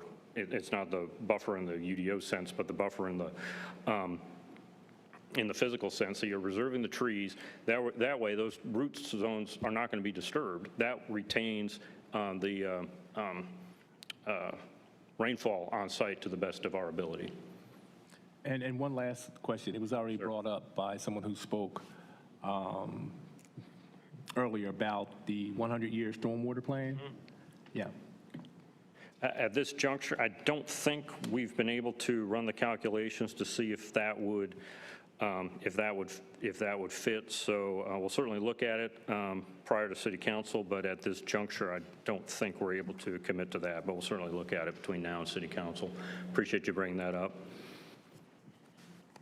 Good. Commissioner Johnson? So do you commit to doing no blasting if it's not required? I mean, it's a simple question for me. Blasting is a problem for me if it can be avoided through costs incurred by the developer to do other means. Do you commit to doing everything possible to avoid blasting? I would have to defer to my friend Aaron Kane if that's an enforceable commitment. Certainly nobody wants to do it because it's an expensive undertaking. We would hope that we don't find any subsurface rock that impedes the sewer lines. I'm not aware of how that could be an enforceable commitment. Yeah, we would need something much more specific than, otherwise avoidable or something like that. We can't enforce something like that. We would need some very specific parameters for that I don't know that can be provided this time. I've never seen an example of a conditional no blasting commitment. Yeah, the reason I raised it is for the obvious reasons we've heard about water, about flood, all those other things that we have to look in the global sense. Silly question, but was the one property owner who didn't offer up his land for sidewalks and whatever, were they offered any compensation for offering that, or could they be offered any compensation? Well, it's a chicken and egg problem, Commissioner, in that you could have an agreement with a homeowner, but until you actually close on the property, you wouldn't have the right to build the sidewalk. So it's, again, something that I honestly, legally, I don't know how you fix that problem, given what the Court of Appeals has said, that there is no recourse for eminent domain for public improvements. So we certainly would like to see better pedestrian connectivity in the area, and if the city would just acquire the right of way, that would make everything work. But but when you're on a road like Mineral Springs, that's just a ditch section road, you have that problem. If this were a newer street with curb and gutter, I don't think we'd be having this problem, but it's an old ditch, 2-lane ditch section road, and it is what it is. But it does create a problem. Sure. To the staff, I did the calculation on school impact. I think it was understated. It said 64,000. I think it's actually 145,000, if I did my math right. You've proffered 6,000, I believe. Are you willing to raise that higher? And staff, please inject. No, if I may, Commissioner, there's 12 additional students, and for as long as I've been doing this type of work, it's been $500 per new student as the proffer from the development community, and that's 6,000, 12 times 500. Sure, but I thought you calculated on the total impact of the number of total students, which I calculated on other forms. So currently, we have in our staff report that it's per pupil, it would be $5,374, right. And that's a number that was created in collaboration with DPS to kind of right size what that contribution would look like. But of course, any contributions to Durham Public Schools is not a requirement and above any standards that we have. No, my point is, I think it's based on potential students generated, not the increased from the original zoning to the new zoning. So it'd be 16.5 plus 6 times 5,000 gets me to be 145,000. So we produce the staff reports with the understanding that it's based on the new students generated, the delta between what is allowed under the current zoning that somebody could develop by right and what would be anticipated based on the new zoning, and not just the total number of students, but the delta on that. Thank you. I did the calculation on others. It doesn't appear that, but I'll look again. Okay, we'll make sure that we have that math right. Because if it's more than 6,000, gives me pause. Well, yeah, so 6,000 is what's being proffered. That's not. No, I understand. Yeah, okay. Thank you so much. And I'm also concerned about the road improvements. The answer I got in the meeting notice was that other developments in the area will take care of the road improvements, so you don't, in your development, have to address it. Could you explain that? Oh, of course. And by the way, 10 acres to me is a lot of land. So not a small project. It's relative to many projects, it's fairly small in terms of acreage and number of units. It's so far below the TIA threshold that under state and federal law, you're not allowed to impose off-site road improvements for a project that does not require a traffic impact analysis. In terms of the number of townhomes that are required, that would have to be built in order to require a TIA. I see Ms. Erlene Thomas there. It's around 300, I think. 300 townhomes in order to require a TIA, and tonight we are at 58.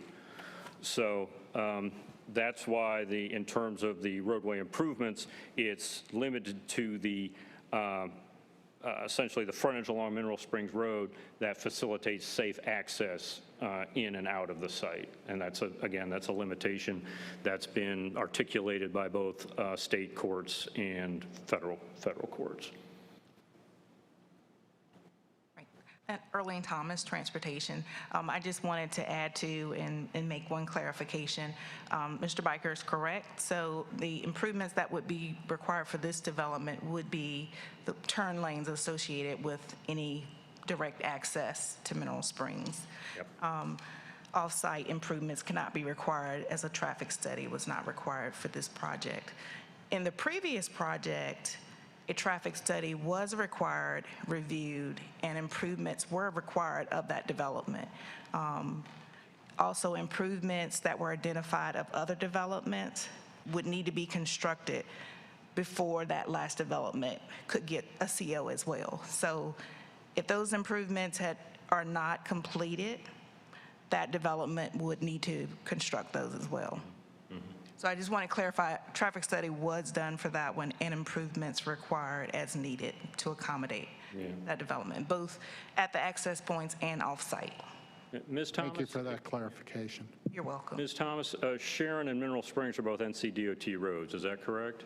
Yes, that's correct. Okay, so both NCDOT and the City of Durham review our access plans to make sure that the road widening at the access point is going to create safe traffic movements, both the district office on Stadium Drive and the City Transportation Department. Commissioners, any other questions? Yes. It says in the proposal. I'm supposed to call your name. Oh. Vice Chair Shigaris. Yes, Vice Chair Shigaris here.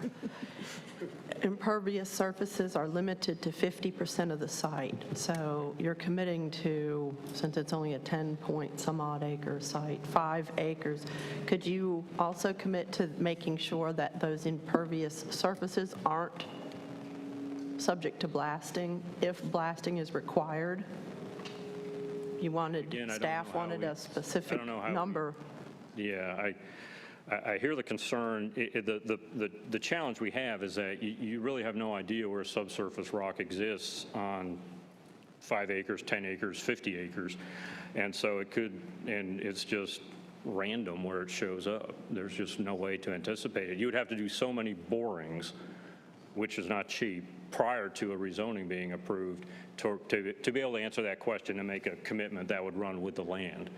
So you're spot on in terms of it's 10.8 acres. That means 5.4 acres will be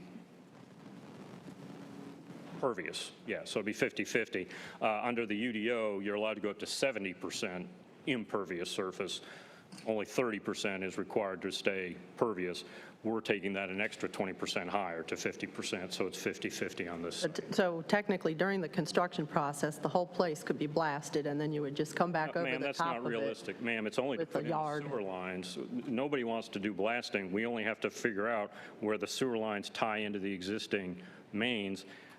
and hope there's no subsurface rock where that trench has to go. And sometimes those trenches are quite deep in order to have gravity sewer. Okay, thank you. Commissioner Kopak. Thank you, Chair Cameron. First, I just want to acknowledge the comments and concerns by residents here in person and on the line. I know it's not easy to come before a group like this up on the dais, especially for the first time under a time limit. And so I appreciate you sharing those comments from your personal experience. And I share the concerns around blasting, water quality, and stormwater. And I do want to urge you, Councilor, to go back and work with your client to see, particularly around the 100-year stormwater plan, to see if that's something that can be added to the application before going to the City Council. Because it seems like something that is something that's more within the control of the applicants. And I appreciate Commissioner Valentine's call to try and address this outside of the case-by-case basis. It seems that this I don't mean to interrupt, but as a board member of the home builders, we would like to have the home builders partner with the Planning Commission to investigate this blasting issue, so we can bring all the home builders to the table, hear the concerns of the community, and I apologize for interrupting, but I don't remember what I had for breakfast this morning, so I didn't want to lose that thought. But please, Commissioner, I'm sorry about that. No problem at all. Great point. Yeah, it seems like we are seeing pretty astonishing growth and development in this part of the county.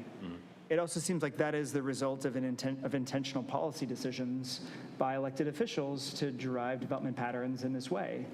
And so I look forward to when you are on the county commission for this body to work with you, and perhaps we wouldn't have to wait that long to look for ways to partner and address some of these issues at a broader policy level versus looking at it case by case like we do here, just looking to see if it squares with the comprehensive plan. So I appreciate that comment you made. Also, the affordable housing commitments are definitely commendable. I do appreciate the call for the canopy beyond that minimum. I think we need to see that and more of that protection of existing trees. Yeah. This is just planting new because it's not the same. Agreed.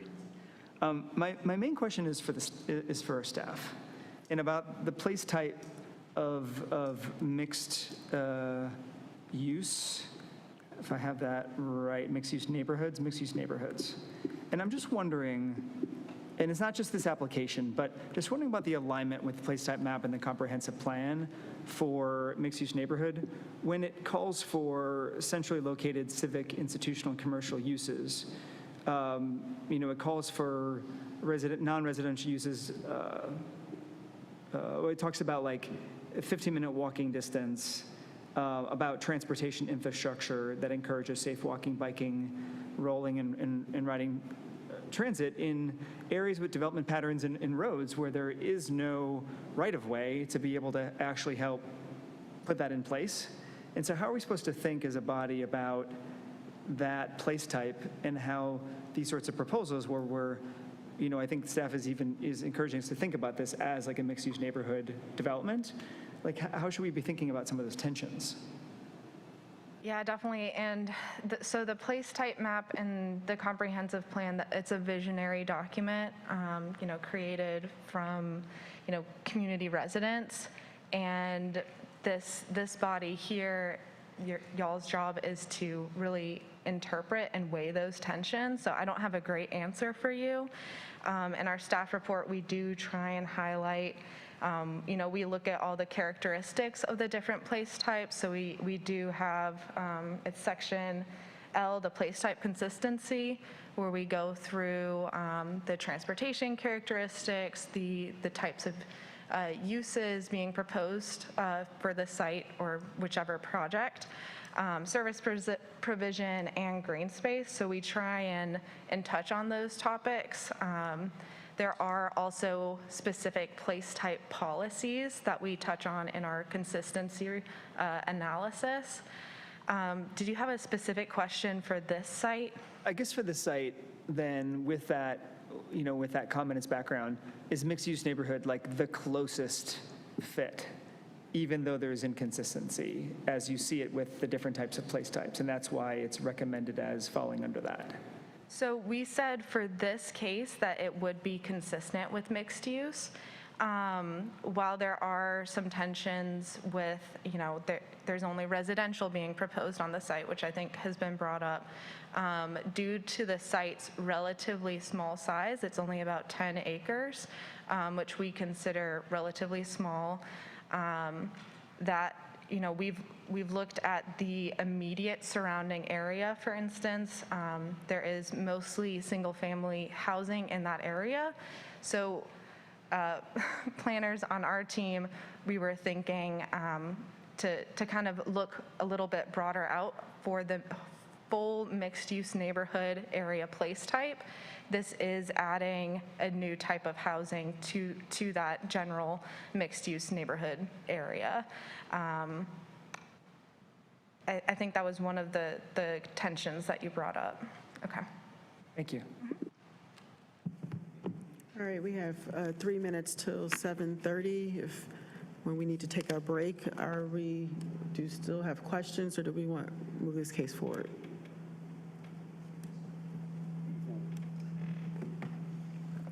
Does anybody else have questions? 1 minute, please. The blasting. Are these townhomes going to have basements, or are they all going to be on slabs? I don't know, but I honestly don't know the answer to that question. That's something we tend to figure out, the site plan issue, when you really get into the what the grades are on the site, and if you would have a walkout basement. It could very well be a combination of both, sir. May I have a motion to move this case forward? Chair, as it relates to case Z2300044, Mineral Springs Townhomes, I make a recommendation that we move this case forward with its additional proffer of $500 per student to Durham Public Schools. Yeah, 6,000. Okay, thank you. And just to clarify, $6,000 proffer to Durham Public Schools. Thank you. Yes, sir. With a favorable recommendation. Thank you. Is there I second. Seconded by Commissioner Woke. It has been moved by Commissioner Cutright and seconded by Commissioner Woke to move case Z23-00044 Mineral Springs Townhouses forward with a favorable recommendation. May I have the roll call vote, please? Chair Cameron. Yes. Chair Shigaris. Vice Chair Shigaris. No. Commissioner Cutright. Yes. Commissioner Chakowski. No. Commissioner Graves-Manns. Yes. Commissioner Gregory. Yes. Commissioner Johnson. No. Commissioner Kopak. Yes. Commissioner McIver. Yes. Commissioner Valentine. No. Commissioner Williams. Yes. Commissioner Woke. No. Commissioner Young. No. The motion passes 7-6. Thank you. At this time, we're going to recess until 7:40 p.m.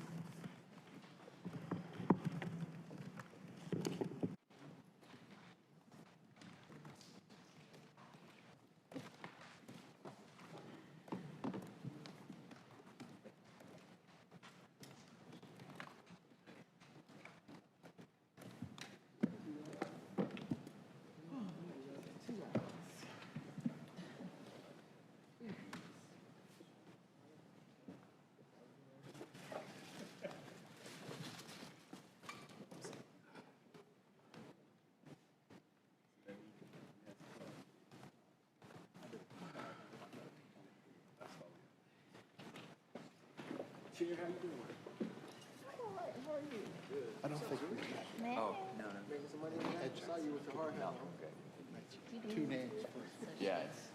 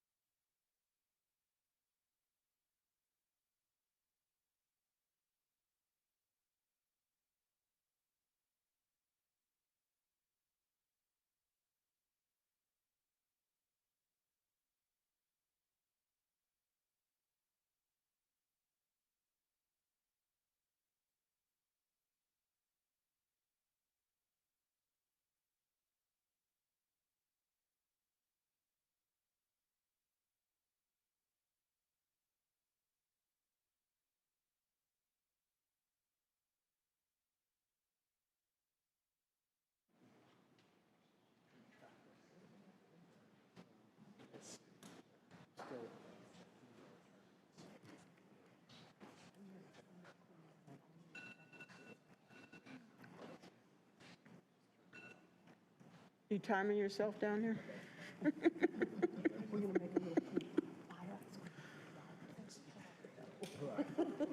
Dang, this is dry. I'm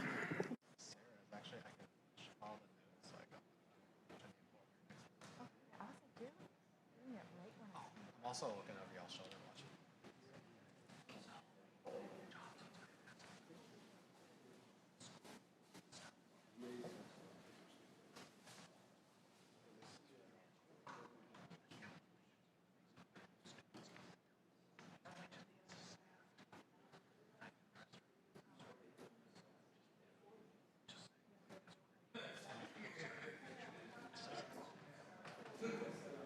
Just acknowledge.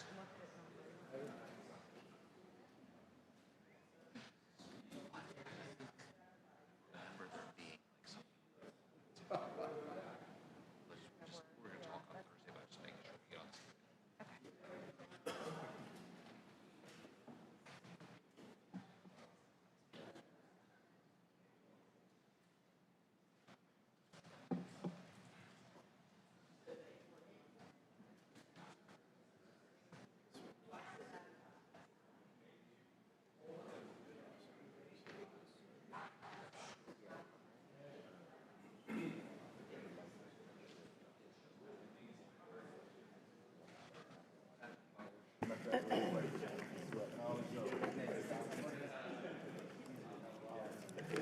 All righty, we are re-adjourned, moving on to case Z23-00045 Sharon Grove.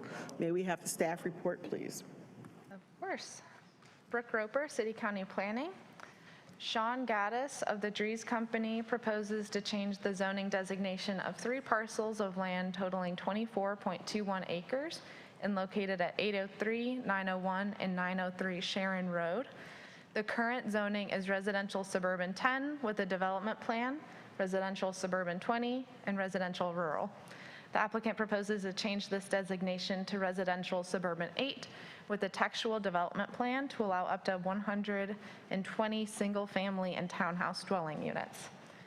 The properties are currently designated mixed residential neighborhood on the place type map. The proposed residential suburban 8 with the development plan zoning is consistent with the designated place type. The existing zoning is residential suburban 10 with a development plan, residential suburban 20, and residential rural. The site is surrounded by planned development residential, residential suburban 20, and residential rural. The aerial map shows the general location of the project in southeastern Durham. The properties are currently designated mixed residential neighborhood on the place type map. The proposed RS 8 with the development plan zoning was determined consistent with this place type. There is an associated contiguous annexation petition with this case BDG 23-00029. The proposal makes textual commitments in excess of UDO requirements, including the limitation of impervious surface to no greater than 50%, contributions to Durham Public Schools in the amount of $18,500, and the Durham Dedicated Housing Fund in the amount of $40,000, the construction of a 10-foot shared path on the site's frontage, native street tree plantings, a minimum of 25% open space, and at least 2 recreational amenities such as a pocket park, playground, dog park, or gazebo. A neighborhood meeting was held in accordance with UDO requirements on August 22nd, 2023, where 11 community members were in attendance. Finally, the proposal seeks to allow the construction of up to 120 market rate single-family and townhouse dwelling units with a minimum of 80 townhouse units upon completion. Situated in eastern Durham, the site is within approximately 5 miles of various daily services. However, the area is predominantly auto-dependent. Additionally, the census tract with which the site is in has a marginally higher incidence of evictions, but lower percentages of tax value increase and cost burden renters compared to the Durham County average. This indicates a lower risk of displacement in the area.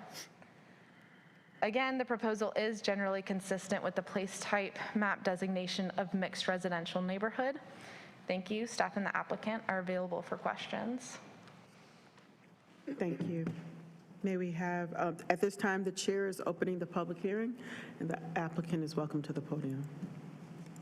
Good evening, Chair Cameron, Vice Chair Shigaris, members of the Planning Commission. My name is Patrick Biker with Morningstar Law Group. I live at 2614 Stewart Drive.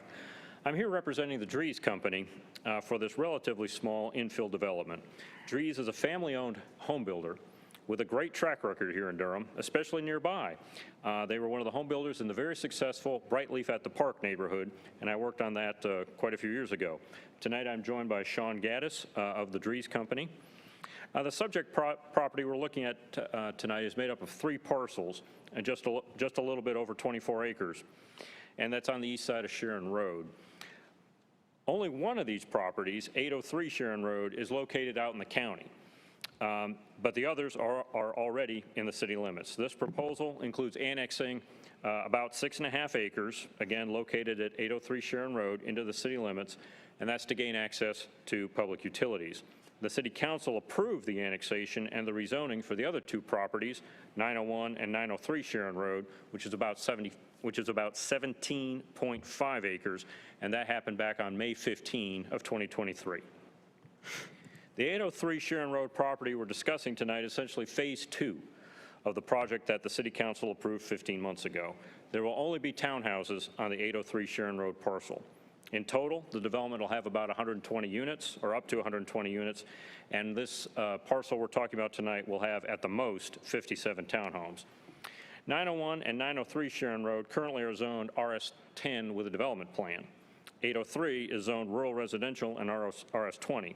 So for the sake of uniformity and to accommodate the neighborhood concerns that we heard during our community engagement, primarily about stormwater, we're going to rezone, we wish to rezone 901, 903, and 803 Sharon Road, all to suburban, residential suburban 8 with a development plan. Again, I'd like to point out, as Ms. Roper stated, the project is consistent with a designated place type map, designation on the place type map, since it's a designated mixed residential neighborhood. And so we have a text commitment to have a mix of single family and townhouses. Furthermore, the site is in fairly close proximity to grocery stores, employment and retail opportunities, and healthcare facilities. As I mentioned, our team had a neighborhood meeting in regards to the rezoning of 803 Sharon Road on August 22 of 2023. We felt this was a positive meeting on the whole in regards to the project, but the main concern was the water runoff and stormwater concerns. We explained that the main reason we're rezoning 803 and joining it to 901 and 903 is so that we change the contours on 803 so that the water, instead of flowing towards the neighbors that are on Foxborough, it'll instead flow, which is in an east direction. We're instead going to regrade and rebalance the site, which we think is going to cost, ballpark $500,000. We're going to regrade the site so that it in fact slopes away from the neighborhood on Foxborough, and all the stormwater will go to the west. In connection with this development, among other commitments, we will construct a 10-foot concrete shared path across the full frontage of this on this side of Sharon Road, and that will accommodate bicyclists and pedestrians.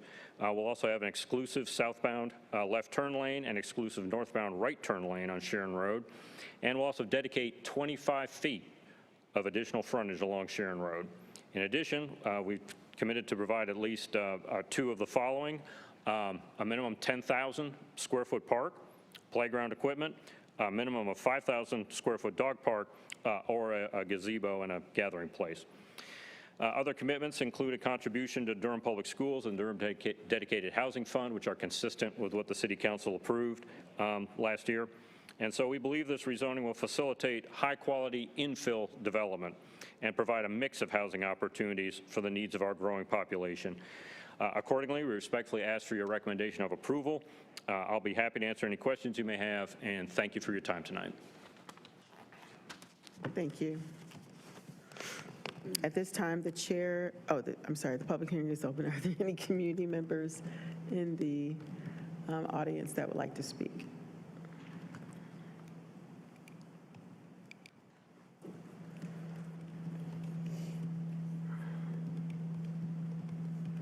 Hello again, my name is Lisa Roman Schaefer. I just wanted to state for the record that both the Sharon Road and the Mineral Springs projects, the elementary schools are already currently 117.91% over capacity. The middle school is already over 110.25% over capacity. So if there can be something done about that, that would be amazing as well. A huge concern that we're also having is the traffic. Trying to, in case of an emergency, I myself was pregnant in 2022, had an emergency, 911 wasn't answering, the sheriff's office wasn't answering, so my husband and I tried getting to the hospital as quick as possible. Right where the ball fields are, to get to the stop sign, to get onto Patterson, to get to the light, we sat there for over 30 minutes. Unfortunately, 30 minutes when you are having, I lost my baby. So that is a huge concern. Just literally yesterday, there was a lady who lives in one of these new townhouse developments. She was trying to get out of her driveway and accidentally hit another vehicle because there's no parking in these townhouse developments that have been built. And she had called 911. The other person had said, please don't call the cops, please don't call the cops, and just wanted to leave. So she did call 911, no response. She called the sheriff's office, no response. I gave her the non-emergency number, no response. Our emergency personnel are just so overwhelmed right now that they cannot accommodate what is already here. The fire department isn't equipped with all of the equipment that they need to be able to help us. For example, there's no fire hydrants on Stallings Road. They just put brand new ones in on Sharon Road. We all assumed it was because they were going to be developing, and they're developing. So that is a huge concern for all of us. One is our safety. God forbid any one of us need an ambulance or fire to come as soon as possible. They can't get through. As he did say on Mineral Springs Road. Sorry, your time is up, ma'am. Okay. Thank you. Well, thank you very much. I appreciate your time. Thank you. Is there anyone on, okay, we have Zoom. The first hand I see raised is Donna Steinbeck.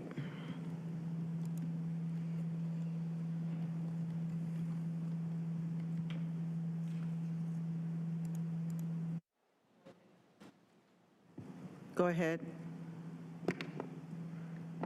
Unmute yourself. Okay. Good evening, Durham Planning Commissioners. As she just mentioned, one of my key I'm sorry, concerns please state was- your name and your address before speaking. Oh, yes, I'm Donna Steinbeck at 4825 Jimmy Rogers Road, Durham, North Carolina. A key concern is the roads there. They treat Sharon Road like it's a freeway. It's very difficult, and it backs up. So far, I've been caught in it, but I've never had something as bad as what she just mentioned. Also, we have the blasting concerns continue to be a problem out there. What was also mentioned by Mr. Biker was that they were going to divert the water to the west. Well, on the west side of the property flows the Lick Creek within 400 feet of the creek flood zone. It is against the Sediment Pollution Control Act to have any sediment flowing outside of the property being developed, but that continues to happen. The minimum UDO stormwater plans is what the plan said. Now we're requesting the 100-year stormwater plan with this property. As you've already heard, they had problems with that. We need more than the minimum of 20% tree coverage. Right now, only 40,000 is being contributed to the Durham Dedicated Housing Fund. Where are we going to put the wildlife? I mean, nobody seems to care, but that is a reality. And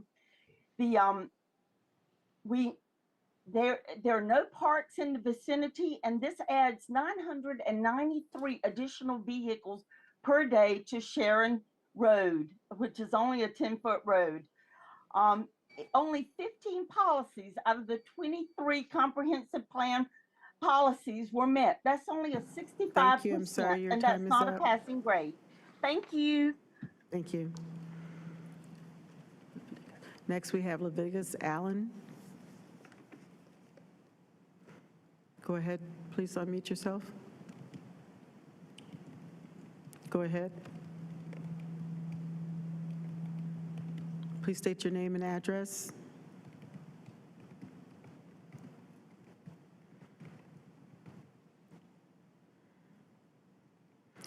Let's move on to the next person. I see phone number 919-982,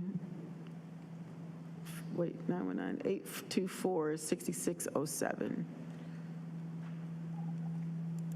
Please state your name and address. Hello, my name is Stephen Barnes. I'm at address 203 Foxborough Lane, and right on the corner of Foxborough and Lumpkin. Please go ahead, sir. Yes, and so my concerns are, the biggest concerns I have, listened to everything, and even the last one that was approved one by one vote, is that, I don't think people are really considering when I'm right there on that hill where the ground is not stable, and we've already got the land caving in as it is, and they're talking about building right there. So the instability of the land is a big issue.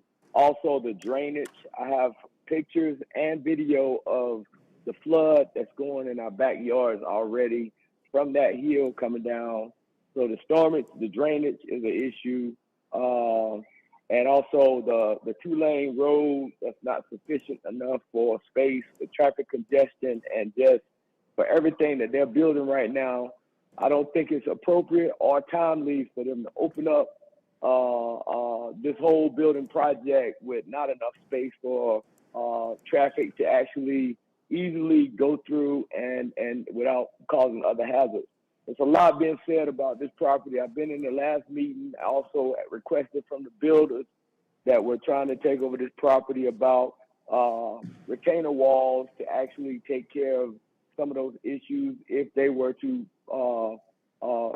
pass this. I'm stuck with, most of our neighbors are really against this because we don't feel like it was properly planned, nor do we feel like all the things are done necessary to make sure that things are, we don't mind if it's done, but they need to take care of it and make sure stuff is done. So I'm requesting that this be delayed for now and that they do more planning and that they come out and really see what's going on with the flood areas that are already going and the land caving in. It's 3 houses right on that back slate where I live, and we're all really affected by this thing that is about to happen. So I'm asking that this Board of Commissioners and All right, people thank really you, sir. take.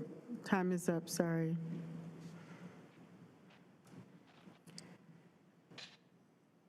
Next, we have Pamela. Is Mr. Allen able to talk now? I just muted him again. Are you able to hear us, sir? All right, if we can remove him from the screen and go on to Pamela Andrews. Good evening. Can you hear me now? Yes. Okay. My name is Pamela Andrews, Wake Forest Highway, Durham, North Carolina is my address. Sharon Road has been slammed by development. This small 2-lane road was once tobacco farms. Today it is saturated with development, especially townhomes. Just 2 weeks ago, Offer Tract was approved with 100 townhomes coming soon. There are Sharon Road townhomes, there's Sharon Place townhomes, Lennar Project, Orchard Ridge, Brightleaf. Another 24 acres will be mass graded to allow for 120 single-family homes and townhomes with a minimum of 80, as we know. This mass grading will disturb large quantities of Triassic Basin soil, which will flow into a stream on the west side right into Lick Creek. The Lick Creek flood zone is 400 feet away.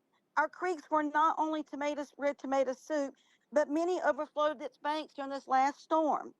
The Southern Environmental Law Center's lawsuit has moved forward in federal court against the violations of the Clean Water Act in this area. The sediment is not supposed to leave the job site, as mentioned. With a minimum of 20% tree preservation, the amount of mass grading and likely blasting will be great. The schools are over capacity, as stated, 65 additional students. Spring Valley is 117% over capacity, with Neal being 110% over capacity. Note the cumulative effect on these developments in this area. It's not just individual capacities of what we have. We need to look at the environment, the schools, and traffic. 993 additional vehicle trips per day, as mentioned by the last speaker. Only 15 of the 23 policies were met. This is not a great process. We've got to do better. Thank you for letting me speak tonight. Have a good evening. Thank you. Is there anyone else in the Zoom that would like to speak? Please use the raise your hand function or hit *9.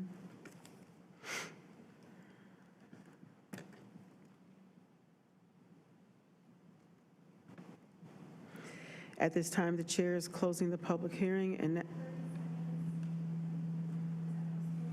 I'm sorry, you already spoke. At this time, the chair is closing the public hearing and will now open for commissioner discussion and questions.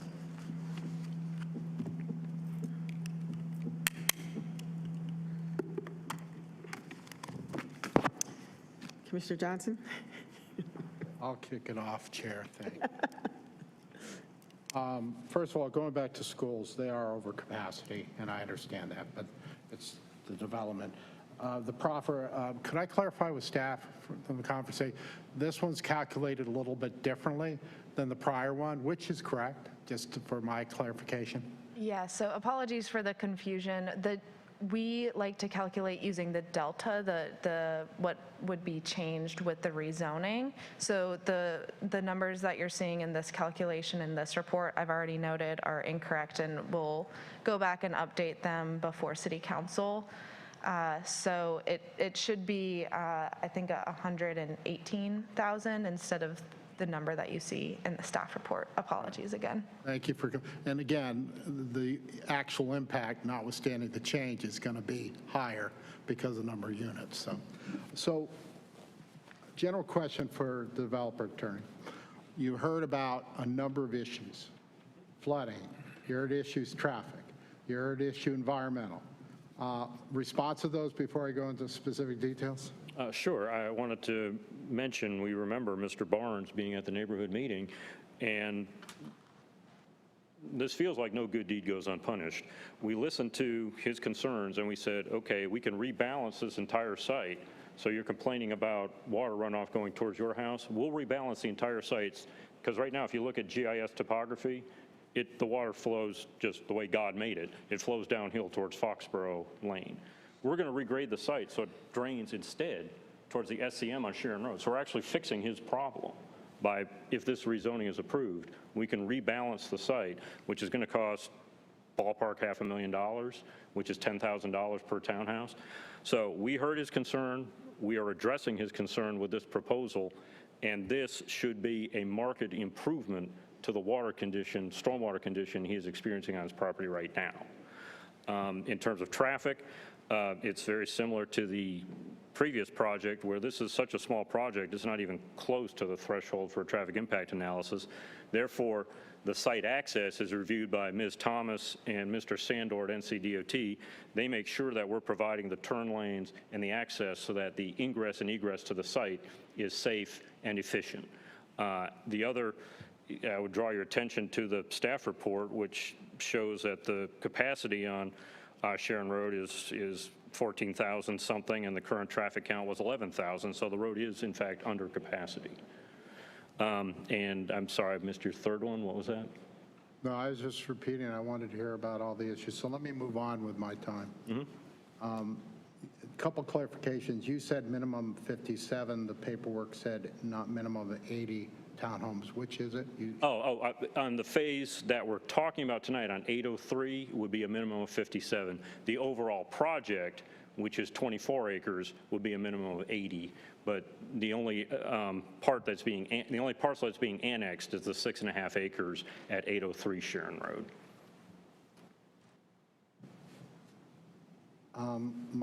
My comment for staff, just to clarify, Vision Zero, which is looking at traffic, trying to reduce traffic. This is not having public transportation. Have they provided any sort of feedback on this project? So not to my knowledge, I don't believe we have a new Vision Zero staff member, part of the city, and I don't believe we received any comments on this case. I'll close with an observation. And first of all, the proffers you offered, I recognize. I think, you stepped up. I think there will be concerns. I think any concerns need to be heard, but I did notice some changes that you made to address those. My concern is there's a large development just north of this that's been building over the last few years. So you've got that impact, you've got this impact, even though it's smaller, but you got all the area impacts. And all those issues that just talked about seem to roll down to the latest one, which happens to be you. And my concern is, it's not so much a question as how do we address those so the community at large isn't dealing with the type of issues that we heard about. I don't have an answer per se. I'm thinking about the best way to approach it, but I do want to step back and recognize what you've done to try to address those. But those concerns haven't been allayed in my mind, especially traffic. 85%, by the way, once you add your traffic, it goes up to 85% capacity. I don't know about the others. I know the staff does a great job of looking at those. Thank you. Thank you, sir. Anyone else? Can't see. Commissioner Gregory. Hi, so I definitely appreciate the textual commitments in excess of the UDO requirements that y'all have listed out.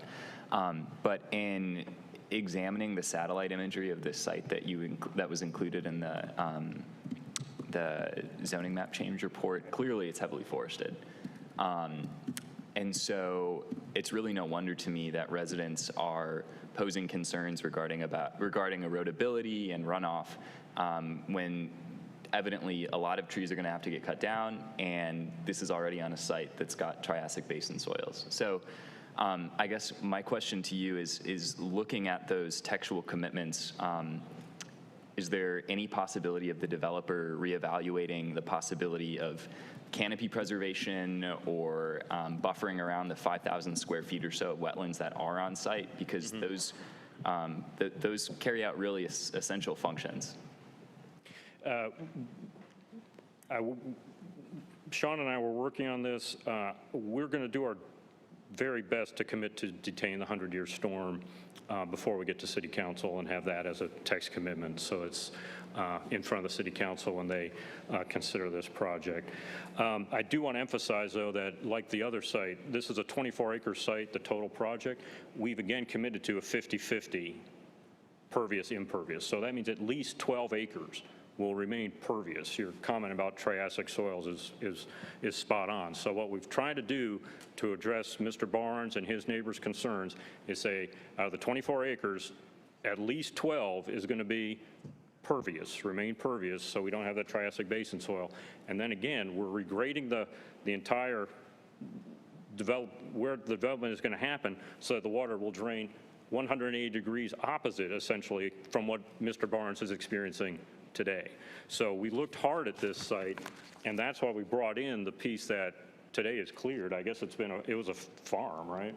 I mean, so it's been cleared for a long time. We don't know when that exactly happened, but we brought that in to address his concern and try to be a good neighbor, regrade the site, keep it 50% pervious, and again, I apologize. I wish we'd had our engineer, just wasn't able to run the calculation, see if we can detain the 100-year storm. But if you can rebalance the site so it drains away from Mr. Barnes and his neighbors and detain the 100-year storm, I think that's a win-win. So I appreciate the concern. That's what we heard loud and clear during the neighborhood meeting. And I have to really thank Mr. Gaddis for doing the hard work of figuring out what it is to rebalance the site, cut and fill, so that it drains 180 degrees, basically, from what it does today and impacts those homeowners on Foxborough Lane. So it's, we agree 100% with what Mr. Barnes said, and we're doing everything we can to fix it. Thank you. Anyone else? Commissioner Zakowski. Thank you, Chair.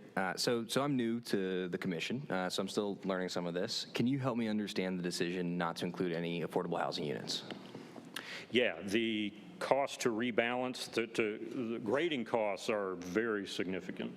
And so looking at the approximately 12 acres that'll be developed, we think we'll develop with the rezoning, we'll develop right around 50 additional townhouses.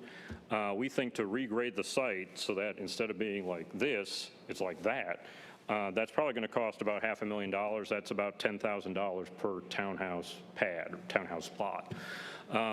That's a significant increase in our site preparation costs.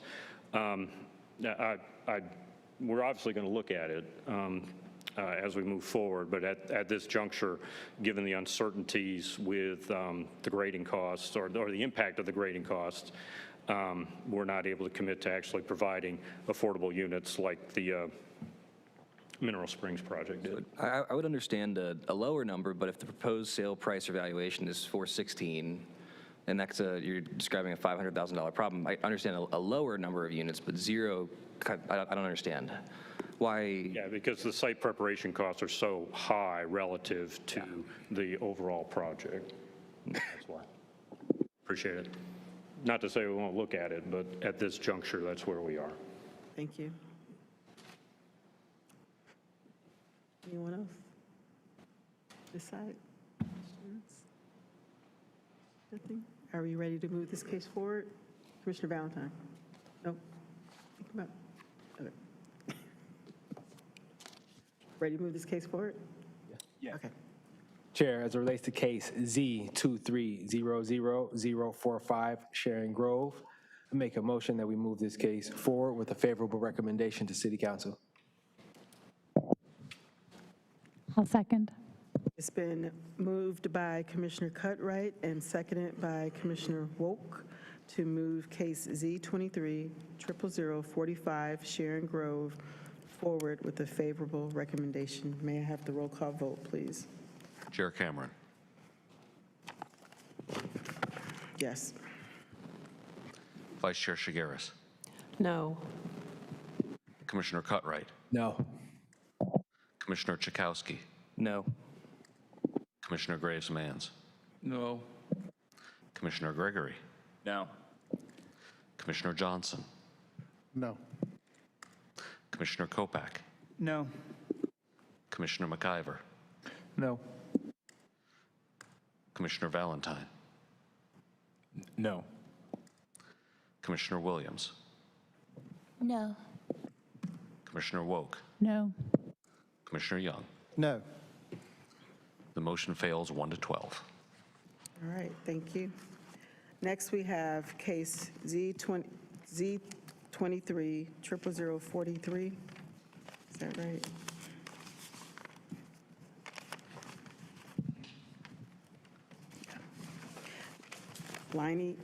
Lindley Townhouses. May we have the staff report, please?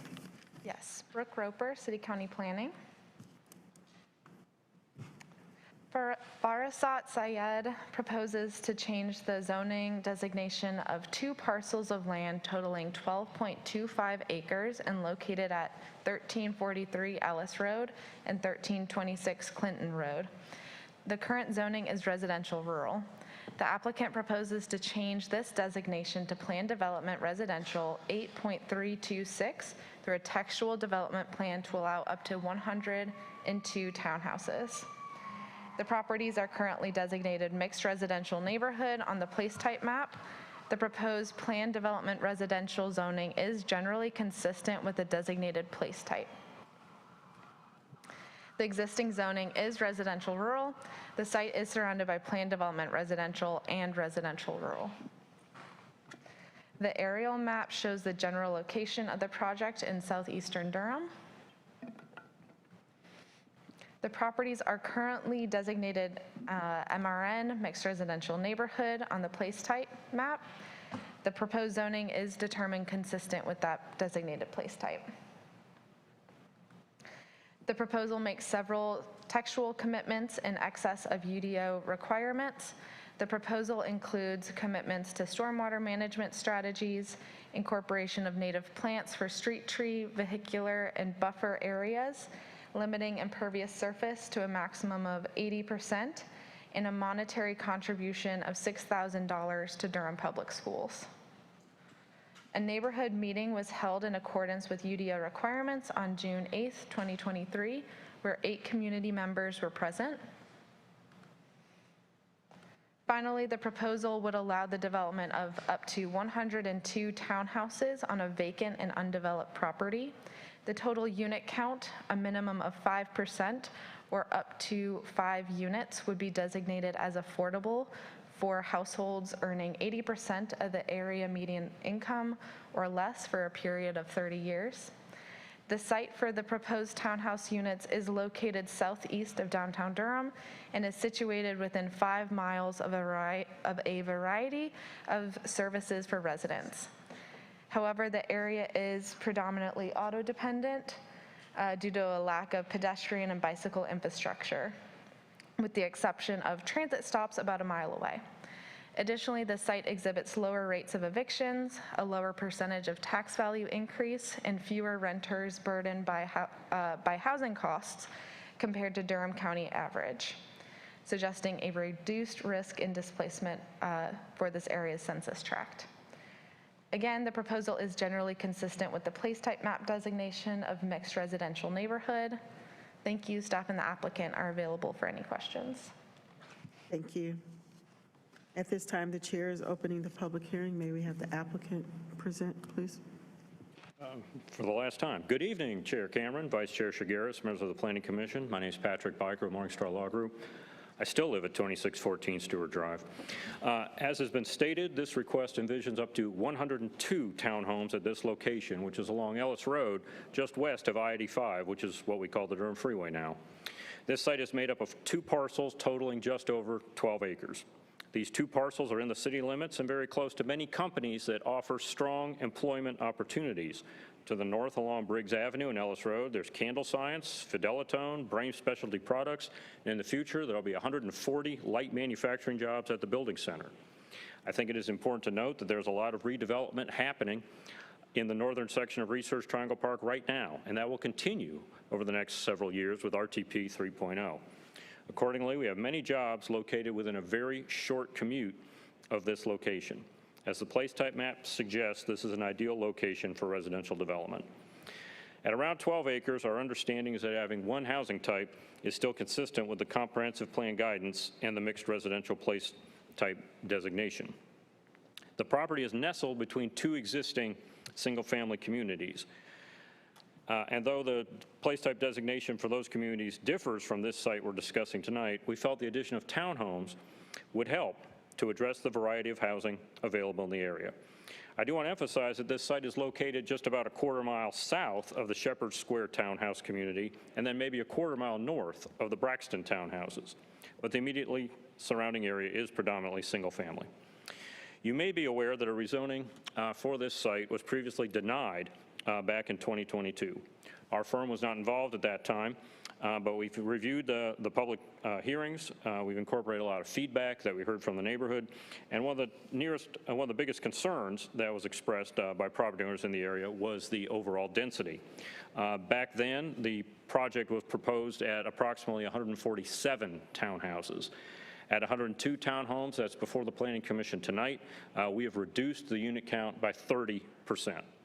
Now, that sort of cuts both ways, but the reality is that 147 townhouses could not fit on this property. Nevertheless, that reduction is responsive to the community engagement that we have had. Another concern, of course, is stormwater management.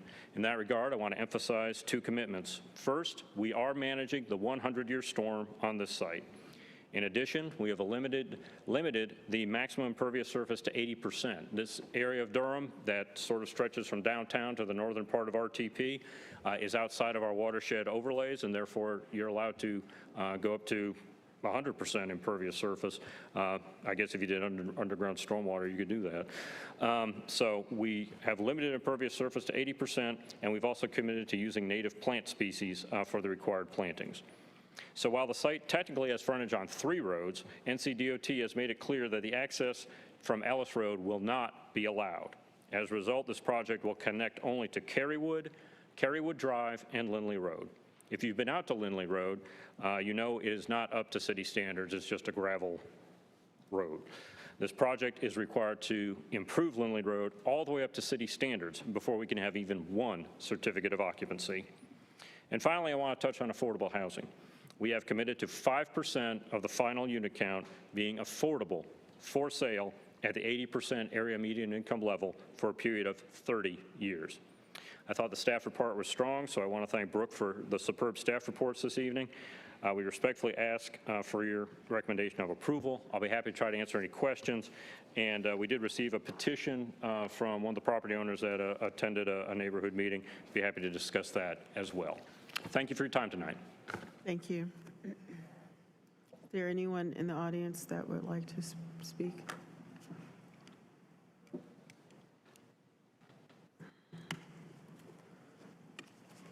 Good evening, Planning Commission.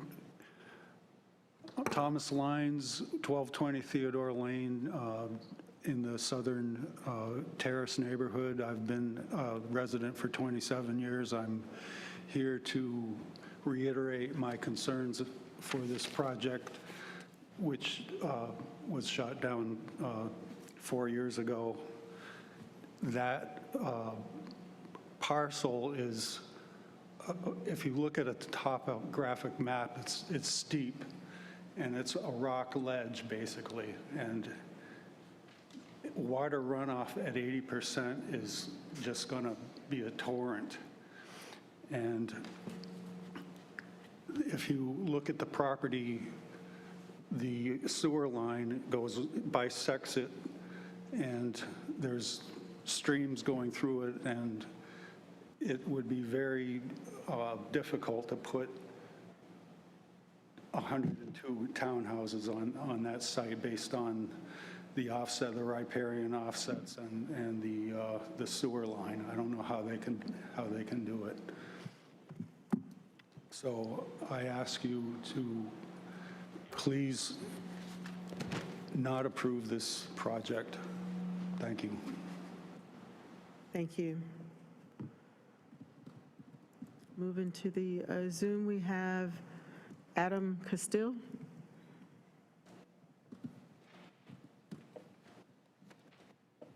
Hello, good evening, Planning Committee. My name is Adam Castile. I am at 1311 Theodore Lane. I'd briefly like to contrast the approach of the projects this committee has approved tonight and the project that's being proposed here. The developer has not approached us to ask what we, the current neighbors, who would be impacted by this project, might like to see out of it. We have only had one virtual call where they heard and quote unquote answered questions with no plans considered for basic questions. Their proxy who held that meeting seemed to have little or no interest in the concerns of the neighbors who were on the call. Between 1 year ago and now, I have not even heard from them at all. I bought this property because of the environment and have enjoyed living in this very special part of Durham. The negative impact on me and my neighbors, private enjoyment of our property will be felt very, very, very much. Some of my neighbors have lived here for decades, and I'm very worried that the property values going up and increased taxes will significantly impact their way of life. I respectfully urge you to please deny this approval to move this rezoning forward. Thank you. Thank you. Next, we have Gabe Carrillo. Yes, great. Thank you so much. I appreciate this opportunity. So I am the gentleman who has been, I should say, voicing the same concept of the disagreement with what the applicant has put forward on multiple levels.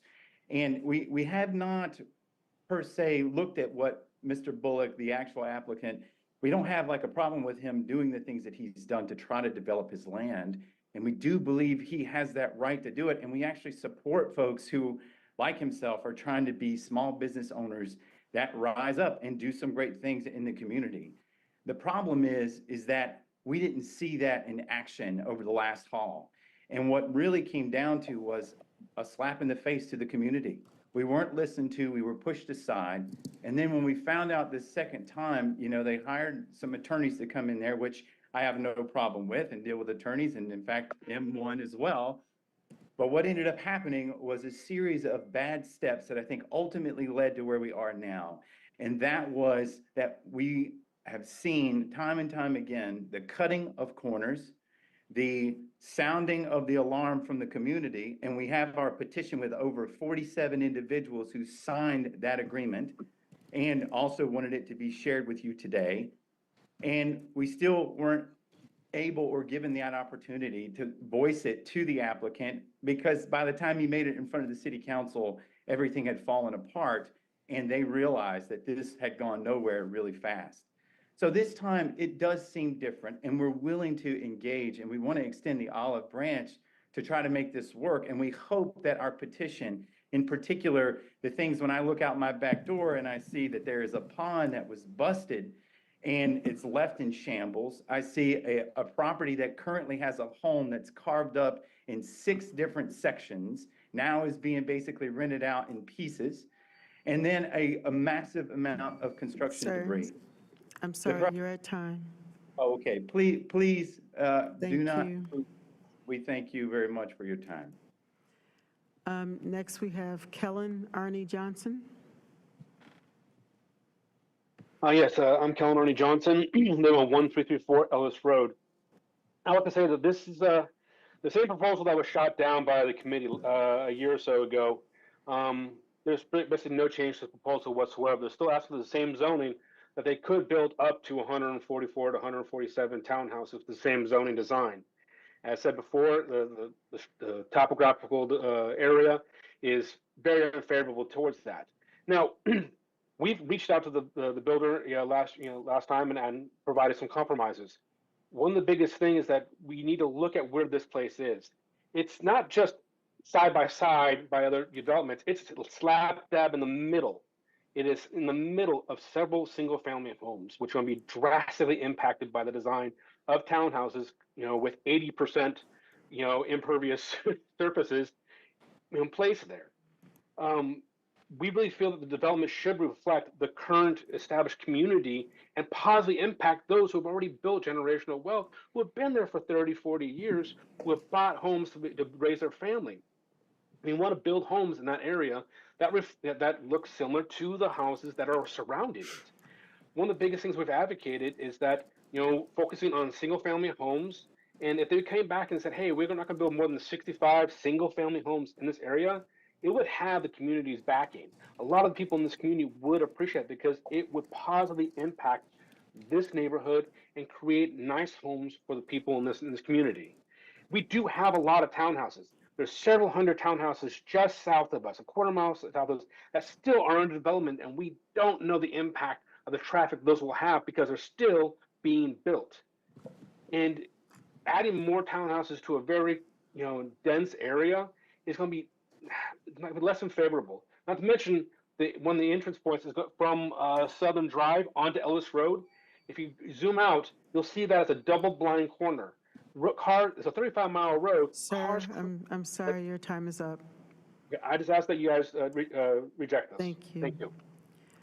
Next, we have Jessica Dewey. Hi, can you hear me? Yes. Okay. Hi, Durham Planning Commission. My name is Jess Dewey. I live at 1310 Theodore Lane in Durham. My property touches the proposed development area. I'm speaking today, similarly to my neighbors, in opposition to this townhome rezoning request. A defining attractive feature of our neighborhood is the beautiful green space full of mature trees that provides privacy and peace to current residents and is a refuge for so many species in the face of constant habitat loss. The proposed townhome development would take all of that away. It would require disruptive clear cutting of nearly 12 acres of mature forest, as well as mass grading, as you've heard from others. Even though these activities are discouraged in the Durham Comprehensive Plan in Policy 84, the clear cutting and mass grading would result in a major loss of biodiversity. And additionally, there are multiple streams, again, as you've heard, that are already nearly overwhelmed when we receive large storms, such as Tropical Storm Debbie last week. So the removal of trees and changes to grading is going to cause major issues for dealing with heavy storms in the future. I also want to point out that Durham is designated as an official bee city, meaning it commits to creating and maintaining sustainable habitats for pollinators. This project goes completely against these commitments and would remove many trees such as maples and tulip poplars that are vital to pollinators in Durham. I recognize that Durham is growing and has a continued need for housing options, but there are numerous apartment and townhome communities within a couple of miles of our neighborhood that are not currently full and are still developing. Ultimately, I don't believe our area and this project is a good idea. It creates barriers between current neighbors and residents, and it puts profits over impacts on the environment and people. We should not be taking away valuable green space for townhomes in a less accessible area that might not fill. So I urge you to not move forward with this proposal. Thank you. Thank you. Is there anyone else on Zoom that would like to speak?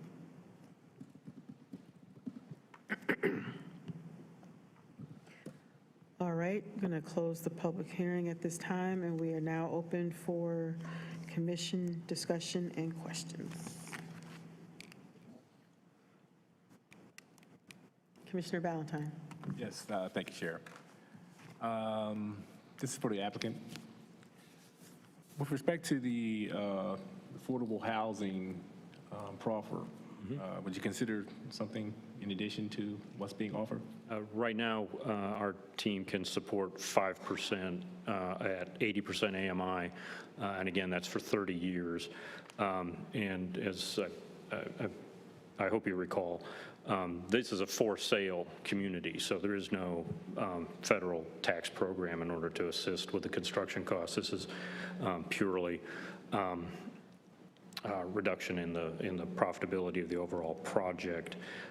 So it does, I think, check the box in terms of affordable housing. Most of the projects I've worked on have been in that range, I think. It's very difficult to go higher than that, especially with a for-profit, and looking at the additional cost that's associated with detaining the 100-year storm, which is another commitment on this development plan. So the other concern that I have here is that since I've been on this commission, I've talked a lot about the importance of engagement with communities. It sounds like there has been a disconnect on this particular project with the engagement with the community. Maybe I'm wrong about that, but maybe you can share. Yeah, no, I'd be happy to. My understanding, my partner, Neil Ghosh, handled that. He had a neighborhood meeting that was referred to in your staff report, and then he followed the advertising requirements and noticed a virtual meeting. And unfortunately, he noticed the virtual meeting, gave the required advance notice, and nobody attended. So our experience was we tried to reach out to, and that was our experience. We can try to reach out again prior to the city council meeting, but that was, so I think the experience went both ways in that regard. But, you know, you had the staff report document what we did, and Mr. Ghosh notified a second meeting virtual, but my understanding is nobody registered, and then at the time, nobody even called in.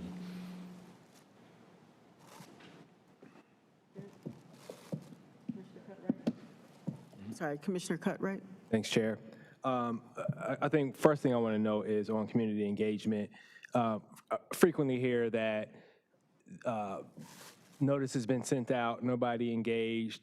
That's always the bare minimum. I'd like to start seeing developers do more. Oh, yeah, right. Reach out to the churches directly, local community centers. Like, there needs to be more if you really want to engage the community. We know sending out the notices is what's required, but that's bare minimum. And what we're finding is it doesn't work. It's ineffective. So we'd like to see more in that regard. I'd also like to see more affordable housing. I think we're seeing 8-10% now. I think that's a good bar. 5% feels a little like we're checking a box as well. It's appreciative, Yeah, no, it's appreciated, I should say. especially on for sale, right? Regardless of whether it's for sale or not, I think doing more affordable housing is warranted. And so we'd like to see more of that going forward where the opportunity presents itself. Thanks. Thank you. Thank you. Commissioner Graves, man. Yes, thank you. Yes, sir. In my final minutes here. This is a follow-up to my question earlier about how the developer is thinking about the ownership of the affordable units. Is there going to be a covenant that's attached to those 5 properties that is in place for 30 years? Yes, sir. So the first person that buys the property gets the discount. Mm-hmm. What are they doing? Passing that discount on when they want to sell it? Yeah, what happens is there'll be a formula in the deed that'll state what the HUD-approved appreciation would be in order to maintain affordability at the 80% level. So that's a standard that'll be drafted as a deed condition. That will run with the property for 30 years. So if you buy the property in year 20, you probably want to hold on to it for 10 years. But yeah, no, it's tied to a HUD, Housing and Urban Development formula, tied to 80% AMI that runs for 30 years. So it's one of those difficult policy decisions. On the one hand, if you had a shorter period, that might increase the generational wealth for that one particular family. But if you maintain the affordability for 30 years, that helps everyone in the community who's in that income level, our first responders, our teachers who want a housing opportunity, and if it expired in 10 years, then that opportunity wouldn't exist. It's just for as long a time. It's kind of a bit of a conundrum. It's a tough nut to crack. We've had very. It came up during SCAD. Simplifying codes for affordable development. What should be the period of affordability? There is no right answer. It's a tough call. I don't know that I even don't know the planning department has a specific number in mind. I completely agree. It cuts both ways. On the one hand, you want to build generational wealth, and if people own a house for 10 years, maybe they should get more than what just the increase in the AMI is. But on the other hand, if you say that, what about the teachers 10 years from now? What about our first responders 10 years from now? They won't get that opportunity, and the first home buyer got a windfall. It's a tough policy decision. Perhaps Mr. Kane has insights on what the department's thinking is, but we committed to 30 years looking at it as a community benefit, which could benefit families significantly, but it's not the quick appreciation that you might want to see. And I don't mean to put you on the spot, Mr. Kane, but it's a very difficult policy decision, and I don't know what the right answer is. I'm just saying in this case, we committed to 30 years. And part of it, if I could, I apologize for rambling on. Part of it is because this is located so close to Research Triangle Park. You know, we have the statement that we need affordable housing everywhere. Well, we're committing to 5% affordable housing only a mile from Research Triangle Park. What's really helpful is to have short commutes. If we committed to 5% or 10, say we committed to 10%, but it's out on Umstead Road. Well, you got to drive 20 miles to find jobs from that location. This is so close. This is so close that it's a game changer for people because you lower, not only do you lower their cost of housing, you lower their commuting cost considerably. You all probably know this, but in terms of the distance of the commute, Raleigh-Durham is the worst in the country. Our people don't commute the longest in terms of time, but they commute the longest in terms of distance, and that was in Forbes magazine. So we have a problem in that we've sprawled from Mebane to Smithfield, and we call that the Triangle. And I've done projects out in Zebulon. I've done projects in Fuquay-Varina. You think those people work in Zebulon? No, they're driving all the way to Durham. There are people. You know, I've worked on projects in Trayburn Corporate Park, and I go there, you see Virginia license plates. They're commuting from South Boston.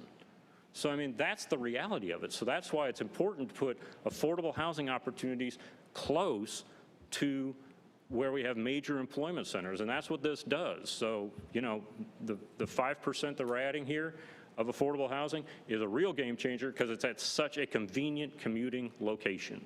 And I'm sorry, Mr. Kane, I didn't mean to take up your time. Oh, That's fine. Yeah, just to answer your reference, the UDO does define affordability at a 30-year period of tenure for 60% AMI for rentals and 80% AMI for homeownership. Okay, all right, thank you. So that's following the UDO definition. That's a tough call. All right, anyone else have Commissioner ZC and then Commissioner Johnson? Thank you, Chair. So, you know, in the community engagement process, it sounds like there was limited engagement, but we've just heard quite a bit from the community and their concerns. Are there any commitments that you or the team are willing to make that might assuage some of their concerns? Well, I think we've got a bit of a disconnect here. We had a very lengthy process in Durham to adopt our comprehensive plan last October. And my takeaway from that, watching it as closely as I could, was that the purpose of the new comprehensive plan was to promote infill and densification. And I know I've been a clanging cymbal in that regard, but that was my takeaway from it, was that we're going to really discourage sprawl going further east, north, southwest, focus on internal sites that are already in the city limits, that are already surrounded by development, and we're going to increase the density there. So what the neighborhood has proposed at 65 units on 12 acres is really just a single family, pretty close to just a typical single family density.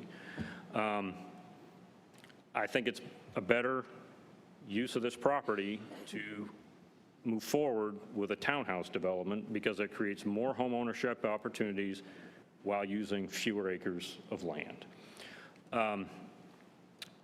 Again, I think the proffers on this project are pretty strong when you look at what was stated by some of the nearby residents.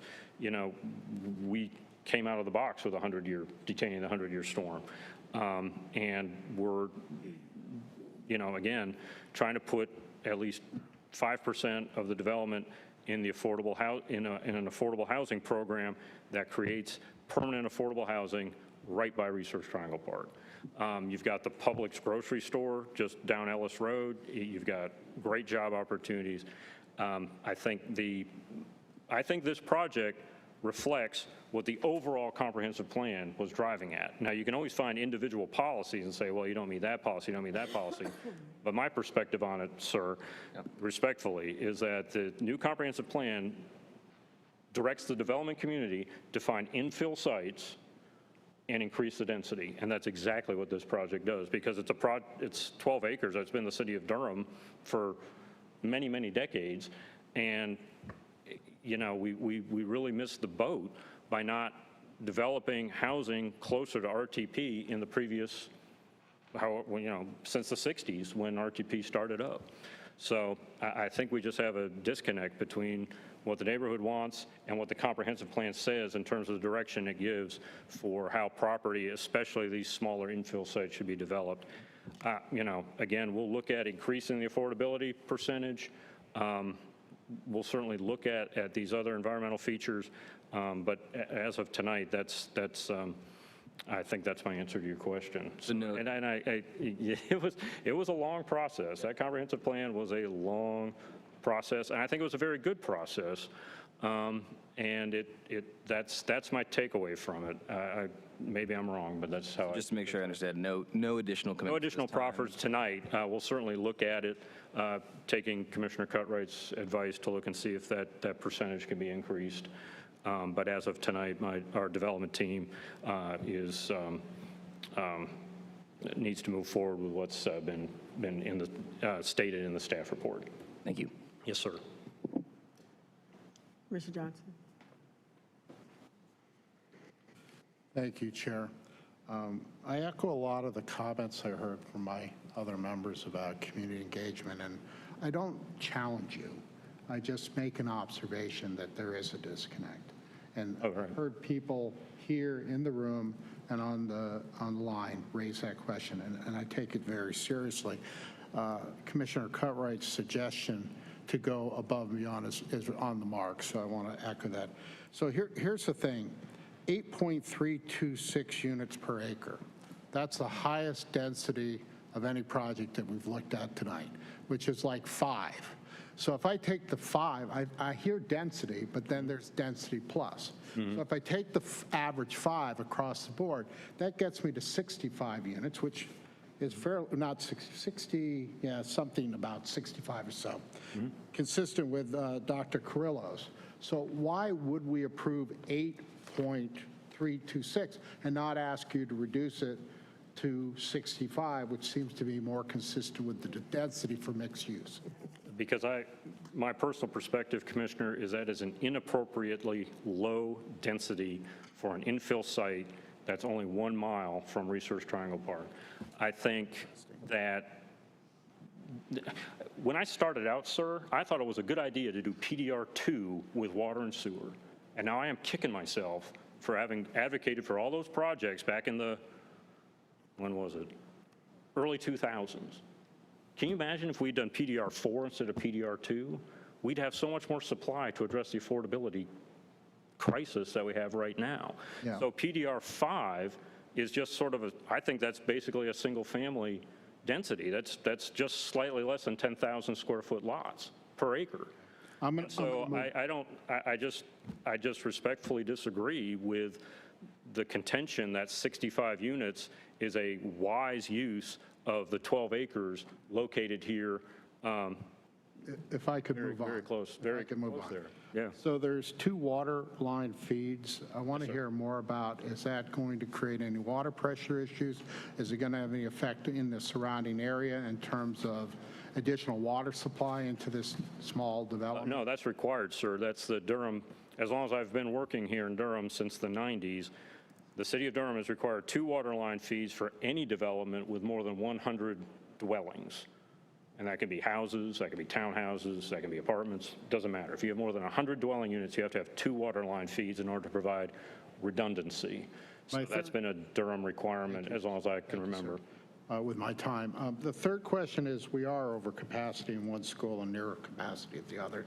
About 36 new students, I think, and a $6,000 proffer. That seems low to me, notwithstanding the comments about affordable housing. Are you willing to address that concern? We'll certainly look at that in advance of going to City Council. Your point is well taken, and yeah, we need But nothing tonight to... I don't have authorization from our team, client team, to increase that, but we certainly recognize that situation.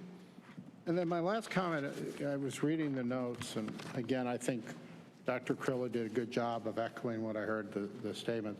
But the question number 23, why would you even consider rezoning this property or building here? Your answer, there probably is a reason why this property has not been developed previously, but the reality is we're running out of land.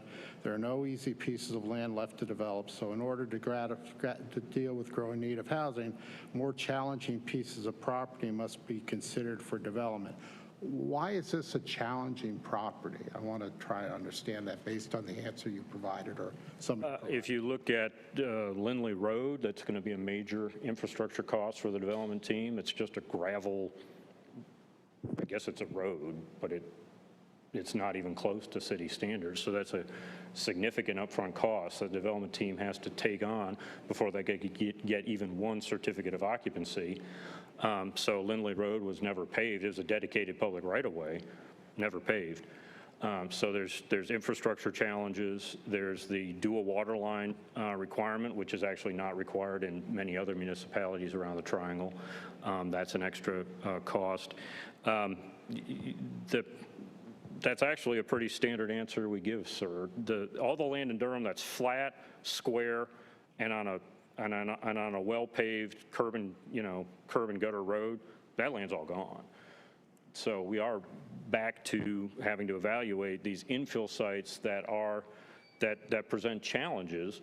But nonetheless, my understanding of the comprehensive plan, having studied it, having listened to all the policy arguments on both sides, and watching it be adopted by our city and county officials, there's an emphasis on finding these difficult sites and then making sure that they're developed at a density that is the most efficient at creating an increase in the supply of housing. Thank you. Yes, sir. Vice Chair Shigaris. So this might be for city staff or maybe you, Mr. Biker, if you can answer. So in the report, I see that there are no steep slopes. There are no regulated floodplains. There are no wetlands on the site. Yet the community reports these things exist there. Which one is it? I agree with the staff report. If they have anything to add, I thought the staff report was spot on. I mean, numerous comments from the community were reporting these things, but the staff says no. So, you know, lacking the community engagement, I don't know which one's true. So we use a variety of GIS resources to identify whether or not there are steep slopes, wetlands, floodplain, or watershed overlays. And there were just none identified on this site. Okay, thank you. Commissioner Kopak. Thanks, Chair Cameron. Question for the staff. Did I read it correctly that you deemed this application to be not compliant with either place type map or goals of the comprehensive plan? And if so, was there a reason for that? Can you give me just one moment to double check that?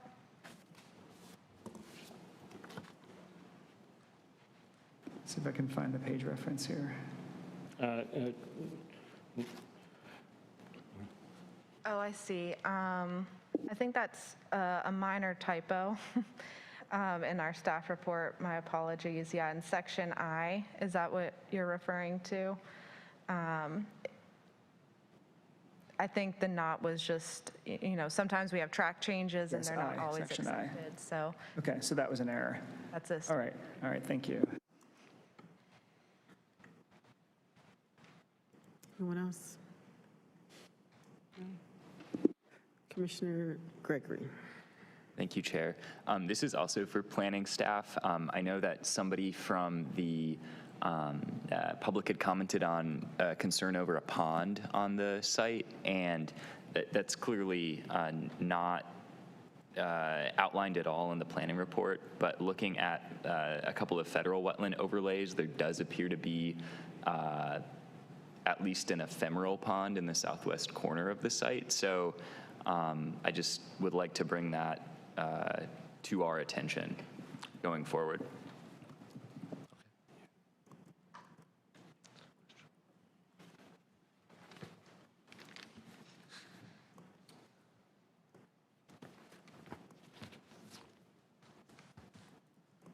Was there a question there, or was that just a statement? I guess question being, so planning staff is reviewing, you guys have GIS tools that you're using to assess the surface water resources. Correct, and state law indicates which GIS sources we can use outside of a stream determination to determine whether or not there is an active stream on the site. And in order to be regulated under the UDO, that stream needs to be either intermittent or perennial. Ephemeral streams or other ephemeral water bodies are not regulated under the UDO and do not require any buffering. Okay, thank you for the clarification. Thank you. Any other questions? I can't see what these glasses are. Going once, going twice. Commissioner Johnson. Just briefly, one of the public mentioned steep rock landscape, sewer lines dissected, running across water sources. Can you clarify what they were talking about? I wrote it down as it was more of a concern about the sewer lines running across water sources or creeks or whatever. If I interpreted their comment correctly, and given the steep rock landscape? Well, I would echo the staff report. There are no UDO-defined steep slopes on the site. In terms of, we appreciate those concerns, and that's why we said we would detain the 100-year storm on site. So I think the only way to address those concerns is to increase the stormwater control measures that are being used on site. Again, it's a it's really a textbook infill site because it's got water, sewer, and public rights-of-way that just have not been upgraded to current standards in order to support increased density and increased homeownership opportunities. Thank you. Commissioner Kopak. Thank you. So echoing my colleagues about the desire to see higher levels of affordable housing, also recognizing the benefit of this being close to RTP and the benefits of an infill site.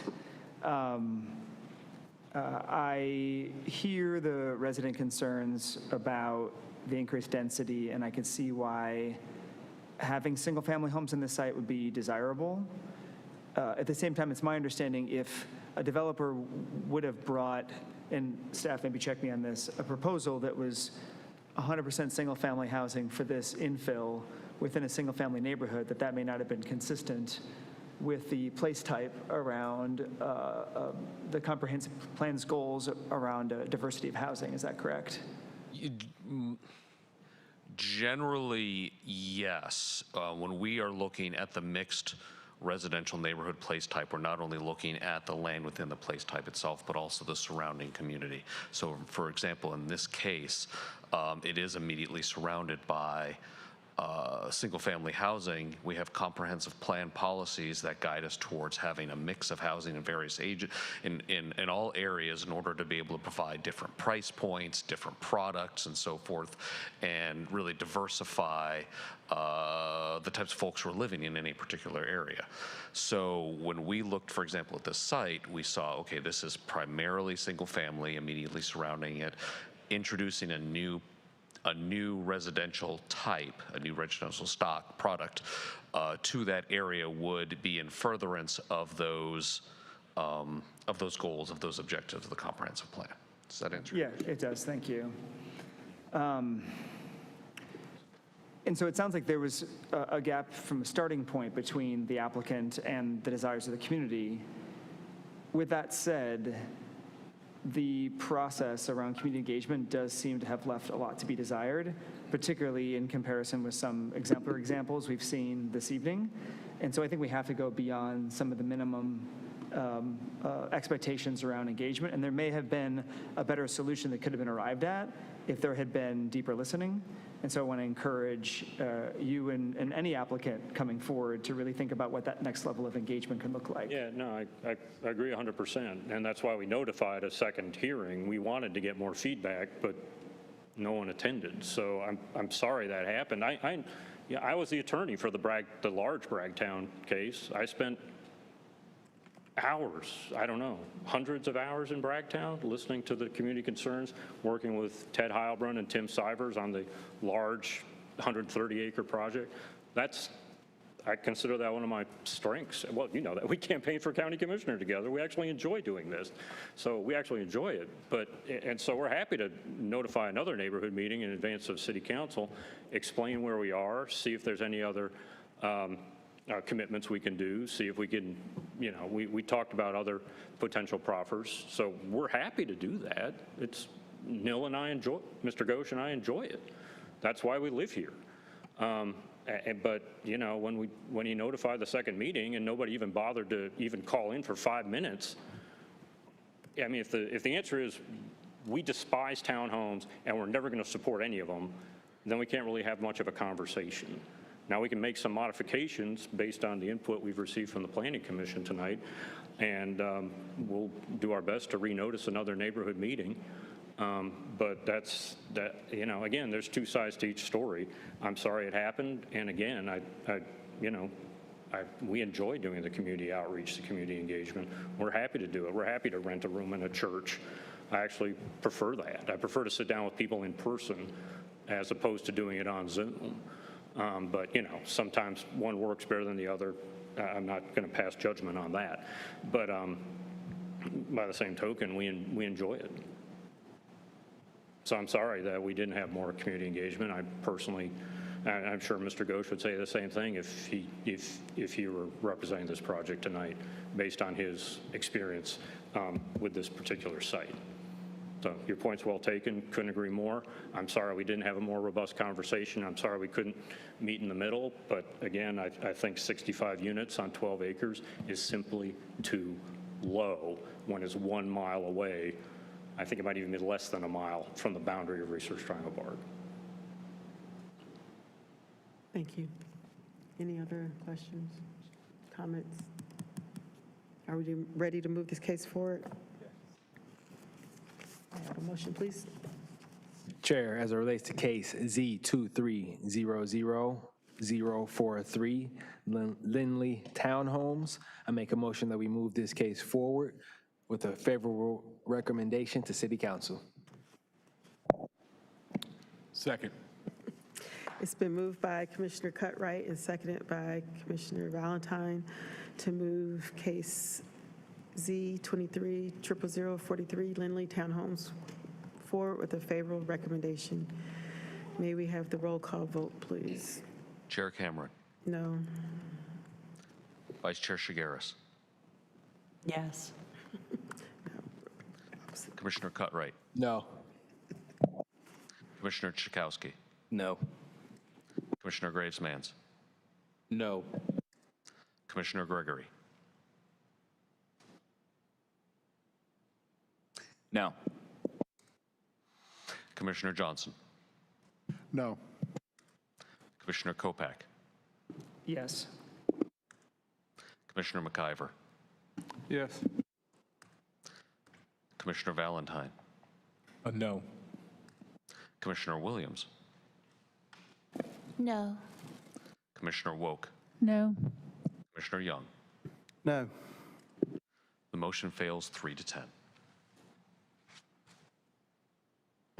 All righty, do we have any community updates? I mean, committee updates, I'm sorry, not community.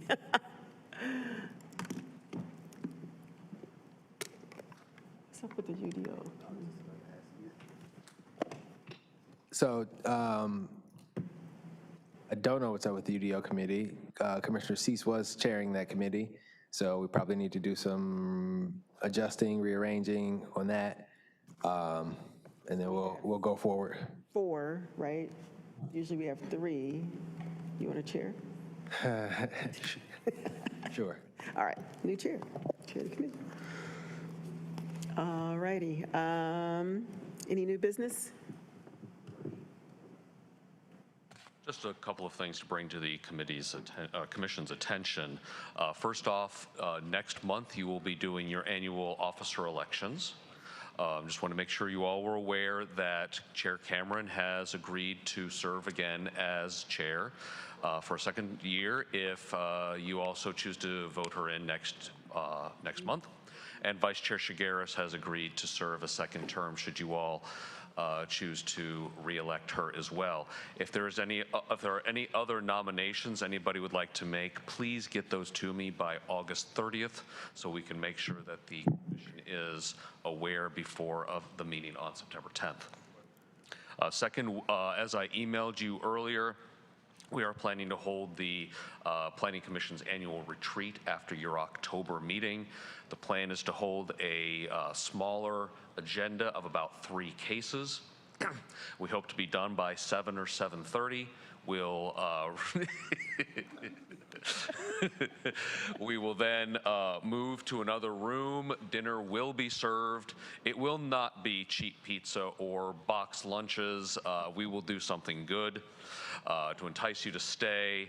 We hope that you all can make it. If you have any topics that you'd like to see addressed at the retreat, please again also get those to me by August 30th. I've reached out to the city attorney's office about providing a presentation on any legal changes that you may need to be aware of since the last retreat. We also have a couple of other topics that we can talk to you about, but if there are some kind of burning questions or burning issues or ideas that you would like to bring forth, please again just feel free to email me by August 30th so we can have those materials ready. So if we start at 7:30, we're going to end by 9? 9 is the goal. Okay. Basically, we're talking about working dinner and 3 topics of 30 minutes each is the goal. Okay.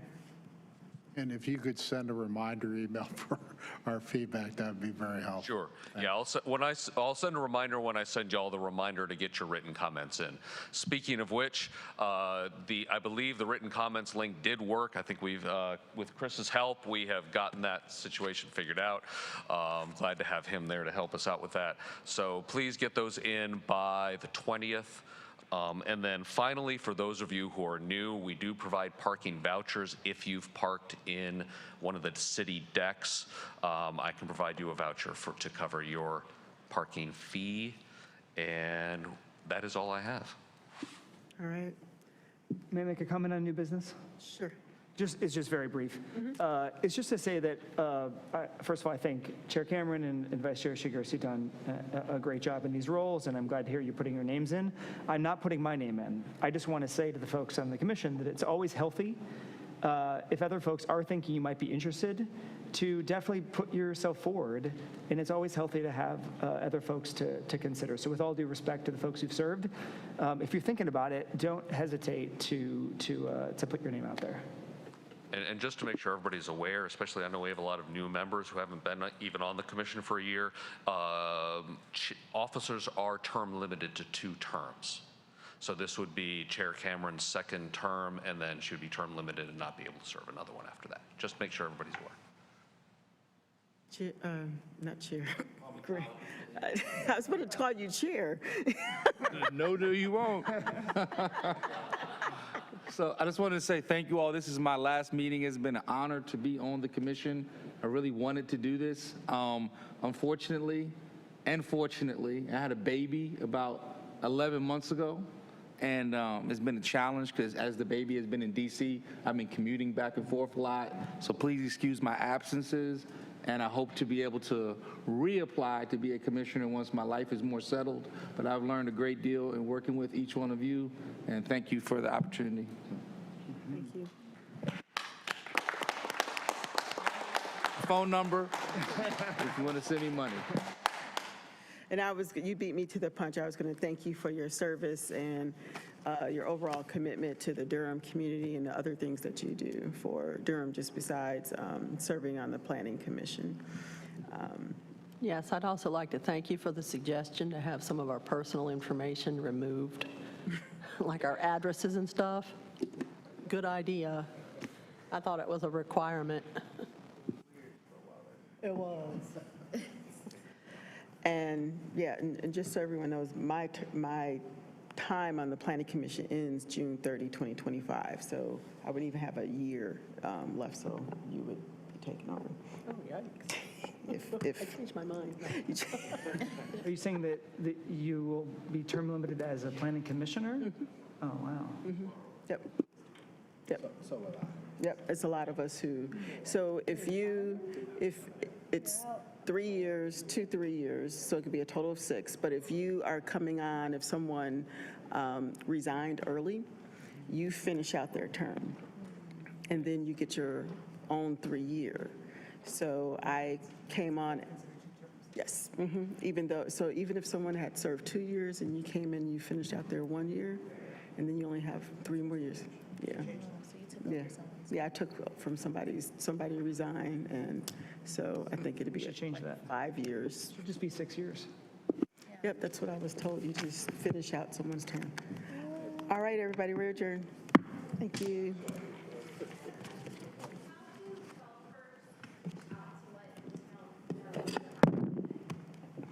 How do developers do what? I'm sorry.